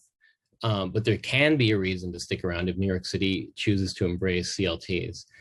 Over in Long Island City, our CLT, the Western Queens CLT, is conducting a feasibility study of that massive 750,000 square foot Department of Education building to find out just how it could be used to support different commercial ventures in a single synergistic way. So imagine, if you will, a rooftop garden supplying food to not just local supermarkets down the street, but an actual food co-op downstairs. And not just a food co-op, but pushcart street vendors who buy the food and prepare it in an industrial-sized kitchen, also located in that building. Imagine, if you will, woodworking shops and metalsmiths and other light manufacturing working side by side with the artists that purchase and use these materials in their studios right inside that building. Imagine a health clinic serving the Queensbridge population that lives just down the street, or music studios and theaters for those same kids to use where they can develop their artistic skills into professional ones, start careers. Most importantly, please imagine deeply affordable square footage that allows all of these people to thrive, and a community landlord that can work with them. So when the pandemic hits, that usually makes it impossible to cover rent for a whole year. CLTs can make that difference. Only CLTs and not private development can achieve that. We provide a solid and sustainable economic foundation because we can lay down deep community roots that withstand economic crises. So we urge you to specifically include and give priority to CLTs in your budget and in the legislation so that we can actually accomplish these goals that I've laid out for you today. Thank you. Thank you. Thank you. Our next speaker is Jackie Wong, followed by Saduf Sial, followed by Antu Nguyen. Time starts now. Good morning, Committee Chair Valon and members of the committee. Thank you for the opportunity to testify. My name is Jackie Wong, and I'm the co-coordinator at Chinatown Community Land Trust. Chinatown CLT is a newly formed entity. Our mission is to preserve and stabilize the future of Chinatown as a vibrant, economically diverse neighborhood for immigrants and working families for generations to come. Chinatown CLT and 17 partner organizations are part of a citywide community land trust initiative that sees 1.51 million in City Council discretionary funding in fiscal year 2022 to develop CLTs and permanent affordable housing, commercial and community space in all 5 boroughs of New York City. In the context of the COVID pandemic, CLT have an especially critical role to play to stabilize housing, combat speculations, and ensure a just recovery in Black, Brown, Asian, and immigrant neighborhoods. Among New York City's neighborhoods, Manhattan Chinatown has one of the highest concentration of rent-stabilized and rent-controlled apartments, many in tenement buildings built at the turn of the 20th century. Even before the pandemic, the stability of this housing was at risk. In the post-COVID economic downturn, long-term small properties owners are increasingly challenged in their role as stewards of the community's affordable housing stock. Given regulated rent and lost revenues since the pandemic, properties owners have limited resources to keep up with rising property taxes and maintenance costs of aging buildings. This unsustainable squeeze on properties owners create a destabilizing pressure for them to sell to developers with ready capitals and speculative business models and put long-term residents at risk of displacement. Chinatown Community Land Trust is exploring the possibility to convert a typical mixed-use Chinatown buildings into a CLT model of ownership. We believe a privately owned building could be converted into a mixed-use condo with upstairs residential apartments sold to a nonprofit CLT as one condo unit, which would be cooperatively owned by resident shareholders, while the storefront commercial space would become separate commercial condo unit. The CLT would ensure that the apartments remain affordable for generations to come as limited equity co-op using tools such as resale restrictions and characteristics, CLT tripartite governance. Chinatown CLT can help low and moderate income families bridge the gap between renting and home ownership. Share equity ownerships allow families to increase saving and assets, improve financial management, and eventually become more economic independent. By increasing co-op ownership, CLT can also bring more resources and investment to maintain old housing stock, meet updated building code regulation, and promote resident safety. With appropriate taxation of limited equity co-op apartments, CLT homeowners also get relief from rising property tax in gentrifying areas that would have been passed on them. Time expired. With this grant from Council for 2020 and 2021, Chinatown CLT has conducted a feasibility study, held several outreach events with small property owners to seek their input. We also provide direct services as helping tenants to obtain New York State rent vouchers. Besides, one of our goals is to support small business to preserve the neighborhood's characters and economic vibrancy. And Chinatown CLT and its partnering organization is the only group that has been providing in-language PPP and IDO workshops to Chinatown small business and the larger Chinese American community in New York State since the beginning of the pandemic. So we urge the City Council renewed fiscal year 2022 funding would help us to identify a potential projects for our affordable ownership model. So we urge the City Council to redouble its commitment to CLTs at this critical time. And thank you so much for the opportunity for me to testify today. You're welcome, Jackie. And you have a wonderful council member, Margaret Chin, that's always championing for you down there. So you're in good hands. Thank you. Thank you. Our next speaker is Saduf Sial, followed by Anthu Nguyen. Thank you so much. Oh, great. So good afternoon, Chair Valone and members of the committee. My name is Saduf Sial. I'm with the New York City Network of Worker Cooperatives, also known as Nycc. We are a trade association representing worker co-op businesses across New York City. I'm also here on behalf of the 13 organizations of the Worker Co-op Business Development Initiative, or WCBDI, which, as you know, is funded with City Council discretionary funds. I just wanted to briefly thank Councilmember Rosenthal for her amazing championing of worker co-ops and lifting them up in this space, in addition to CLTs, which we also support that movement, and it's being led by incredible community groups across the city. First, I'm here to say that we urge City Council to support worker cooperatives as a critical solution to economic development by fully restoring the WCBDI initiative in FY22 at $3.06 million. Since the inception of the initiative, we have created over 170 new worker cooperative businesses and approximately 800 new jobs that are not only providing higher hourly wages, but also building wealth and assets for individuals who are overwhelmingly women, BIPOC, and immigrants. Worker co-ops are good businesses that center community and that address issues of inequity and instability, issues that have been further exposed and exacerbated during this pandemic. During this crisis, our co-ops have been addressing food insecurity, they've been creating masks, they've been providing health and safety training. These are just a few examples of the work that they do. Over the past year, the WCBDI organizations and others we partner with have been working tirelessly to support our distressed businesses in navigating this crisis and in pivoting to effectively respond to the times. In this time, worker co-ops can also save businesses and jobs by converting traditional businesses to worker ownership. And I have colleagues here that will speak much more to that. As we potentially start to emerge out of this pandemic, we just can't return to business as usual. We need an economy and an approach to economic development and recovery that centers people first. The solution to that is thriving here, and it's not new. New York City is home to the largest worker co-op in the country, Cooperative Home Care Associates, CHCA, which has been lifting up standards in the home care industry since the 80s. It's also home to the nation's first worker cooperative franchise, Brightly, supported by Center for Family Life, which is scaling up worker co-ops in the cleaning industry. Co-ops are also growing in a variety of industries, from manufacturing to construction to the arts. Over the years, we've worked really closely with SBS, of course. We've also worked with other city agencies like the Department of Consumer and Worker Protection, which has produced amazing research into economic democracy models. However, up until this point, we haven't worked much with the NYC EDC. We know the agency has much it can offer to support worker co-ops. These valuable businesses need affordable space so that their models can grow and thrive. They need direct financing and procurement opportunities with city agencies. I'm so glad that CLTs were mentioned.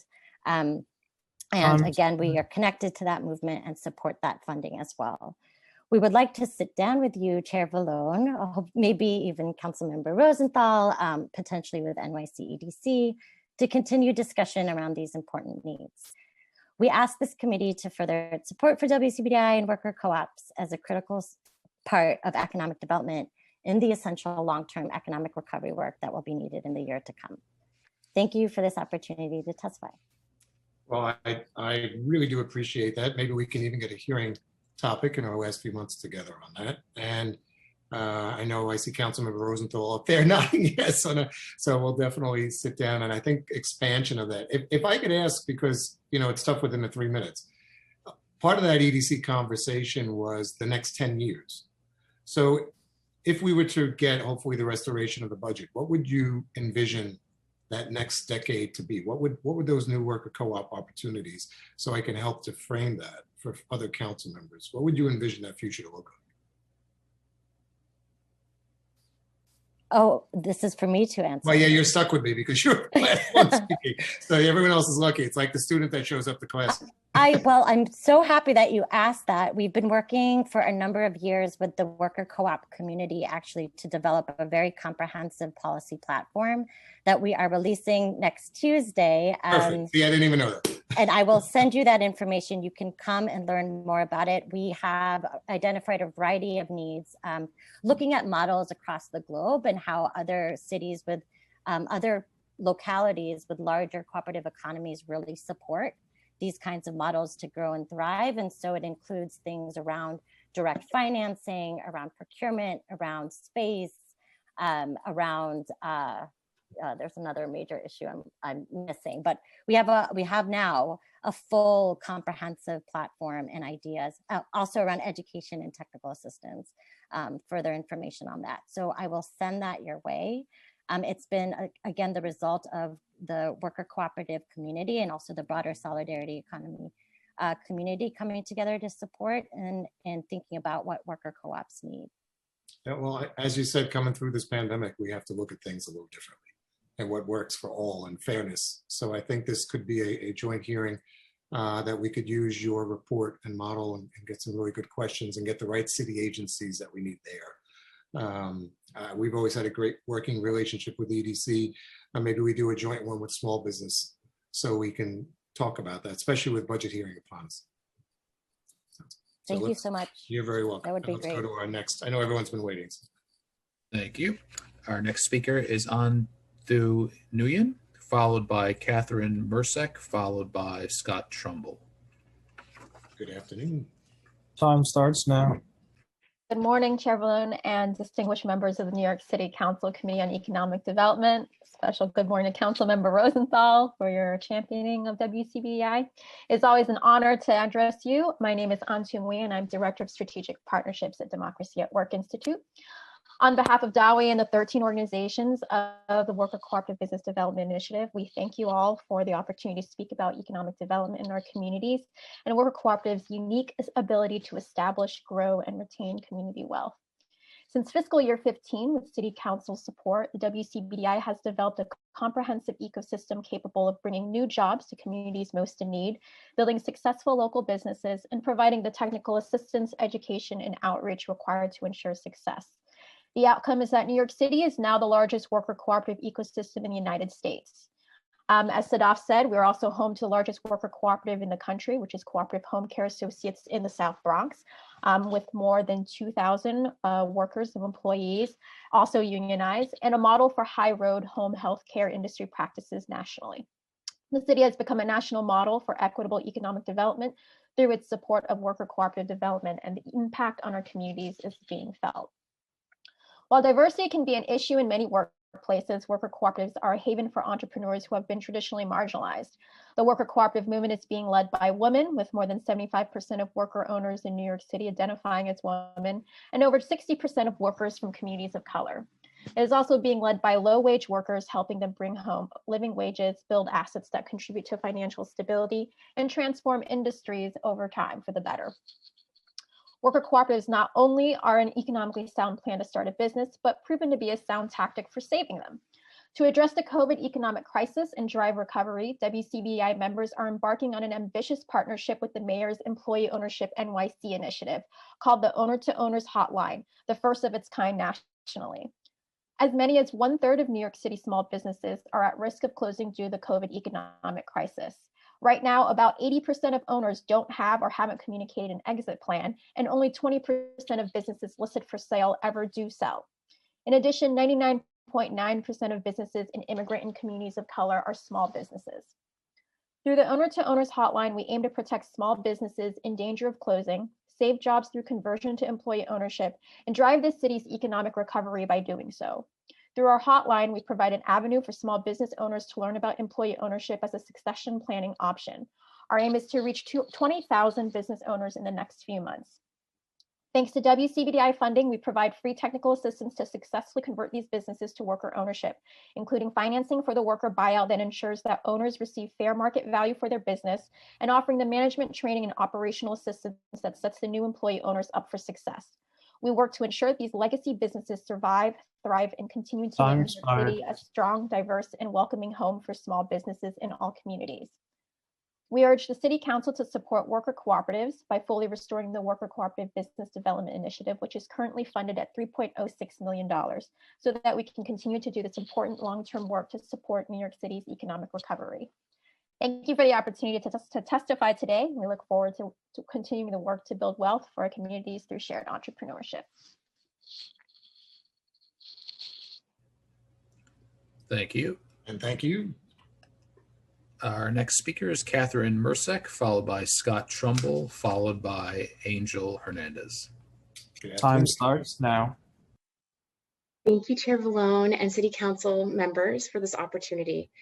My name is Catherine Mersick, and I'm a worker owner at Samam Kaya Yoga Back Care and Scoliosis Collective, and an elected member of the Advocacy Council coordinated by the New York City Network of Worker Cooperatives, or NYCC, which is a partner organization of the Worker Cooperative Business Development Initiative and a member of the United for Small Business NYC Coalition.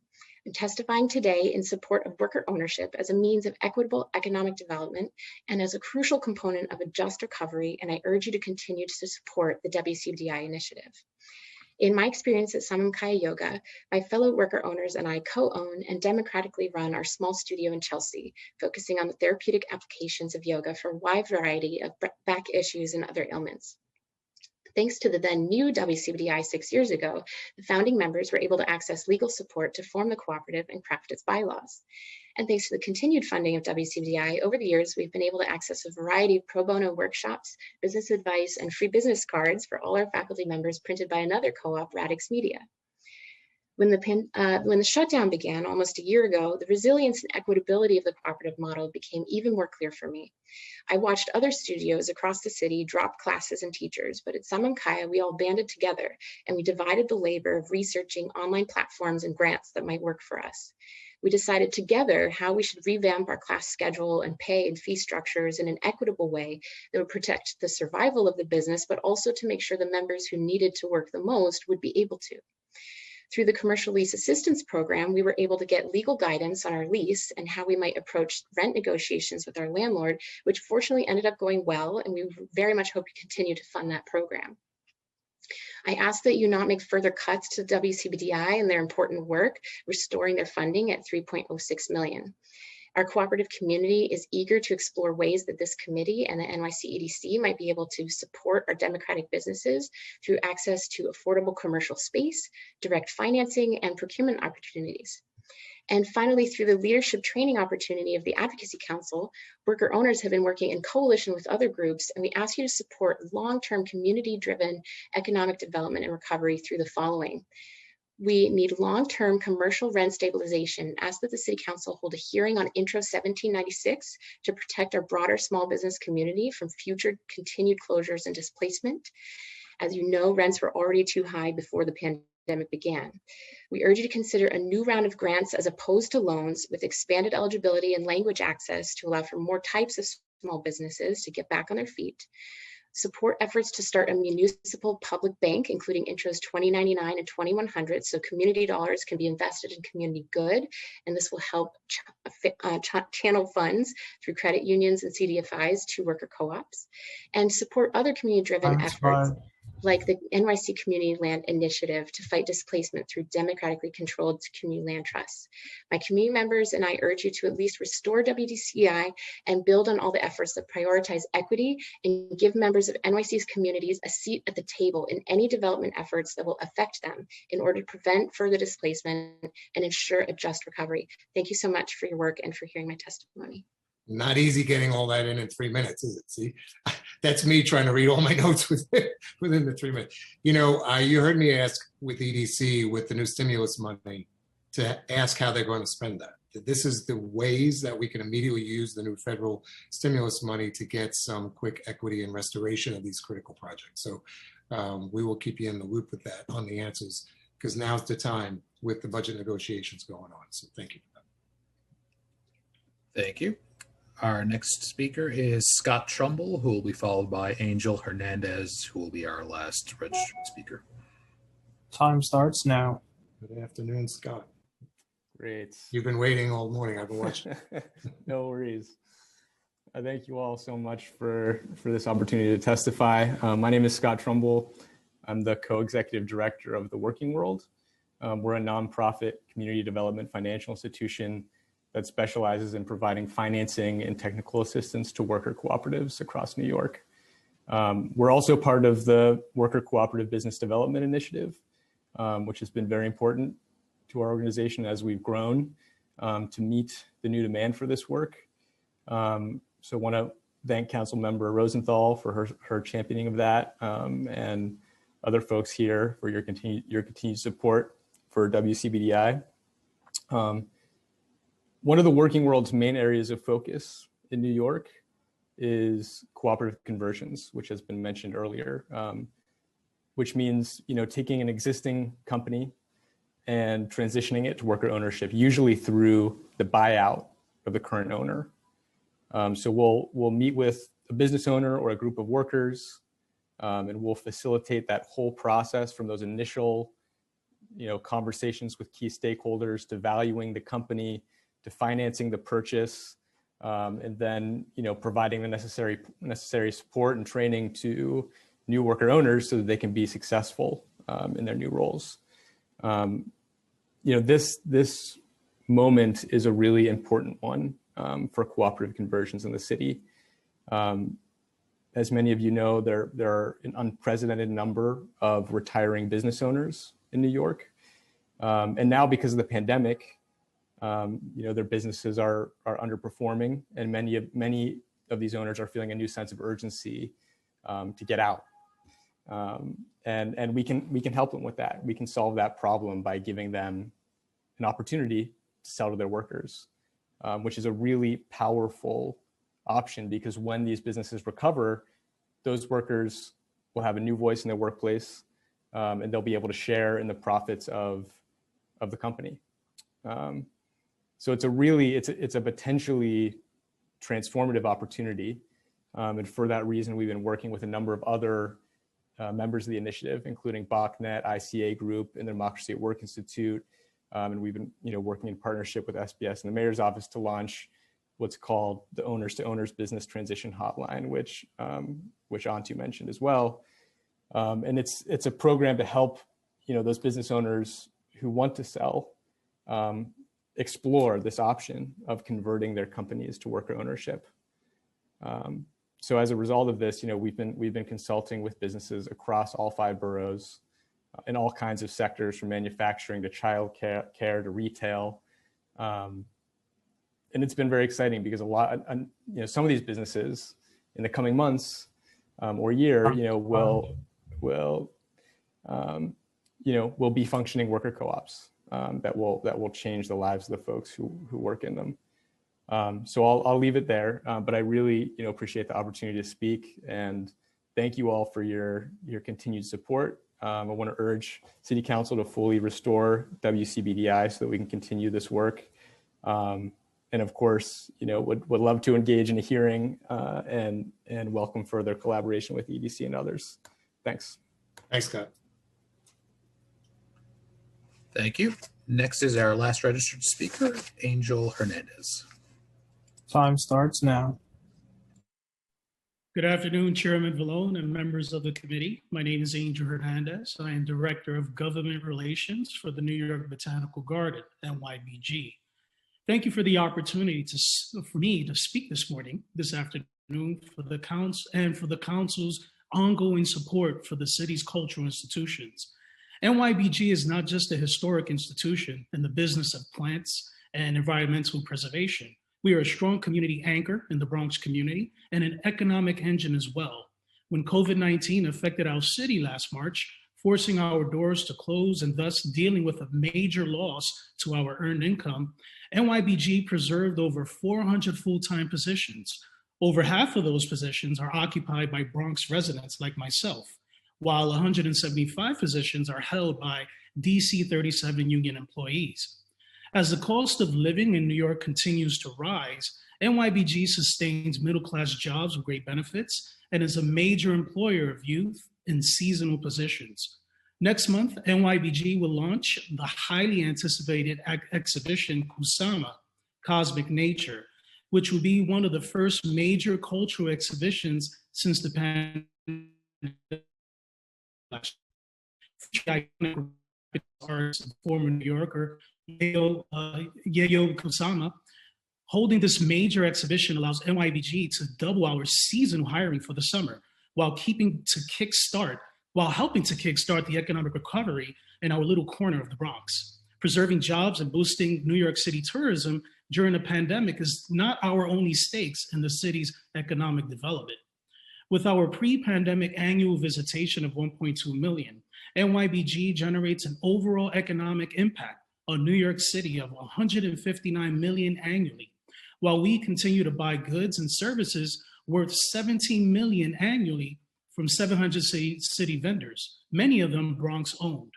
We continue to work with local vendors as they too experience major loss in their earned income when adhering to city and state mandates to either shut down or limit their business capacities due to the pandemic.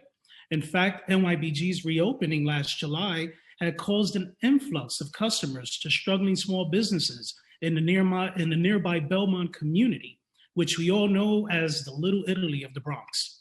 NYBG's crucial efforts as an economic driver, indeed all of New York City's cultural community's efforts, will be hampered if our FY22 city funding is further reduced or cut. Even after reopening last year, organizations like NYBG continue to operate on a limited capacity, further jeopardizing our efforts to accomplish such economic achievements. Understanding the city funds have been reallocated towards efforts to fight COVID-19, and we respectfully request that funding to the cultural community through the Department of Cultural Affairs be held harmless and maintained at FY21 levels as we await further information on COVID-19 federal relief that may be available to the city and state. Thank you very much. Thank you very much. As I mentioned earlier, Mr. Hernandez was our last public speaker, but before we close out the hearing, I would just like to note a few members of the public who had previously registered to testify but were unable to speak at this hearing. Those people are Jose Ortiz, Mohammed Atia, Karina Kaufman Gutierrez, Hannah Anouche, Izoria Fields, and Nancy Katz. At this point, I will turn it back to Chair Vallone to offer some closing remarks and to adjourn the hearing. Thank you, and thank you to everyone for your patience for getting through today. Some amazingly in-depth concepts on our budget hearing with EDC, so I thank you for that. Look forward to working with you on future hearings. If you didn't get a chance or didn't finish with a question or testimony, make sure you send it to us, and I will share that with the committee members and the fellow council members. And your input and activism right now is key because it is budget time. So as we talk about how we are going to go forward with the city, with our focus and with the budget priorities, again, thank you for hanging in there. To my team, for Aliyah Ali, Emily Forgione, Jonathan Shutt, Kevin Krapowski, Ahmed Nazar, and everyone, thank you for getting through today. God bless everyone. Have a safe, healthy weekend, and we'll see you soon. That closes that.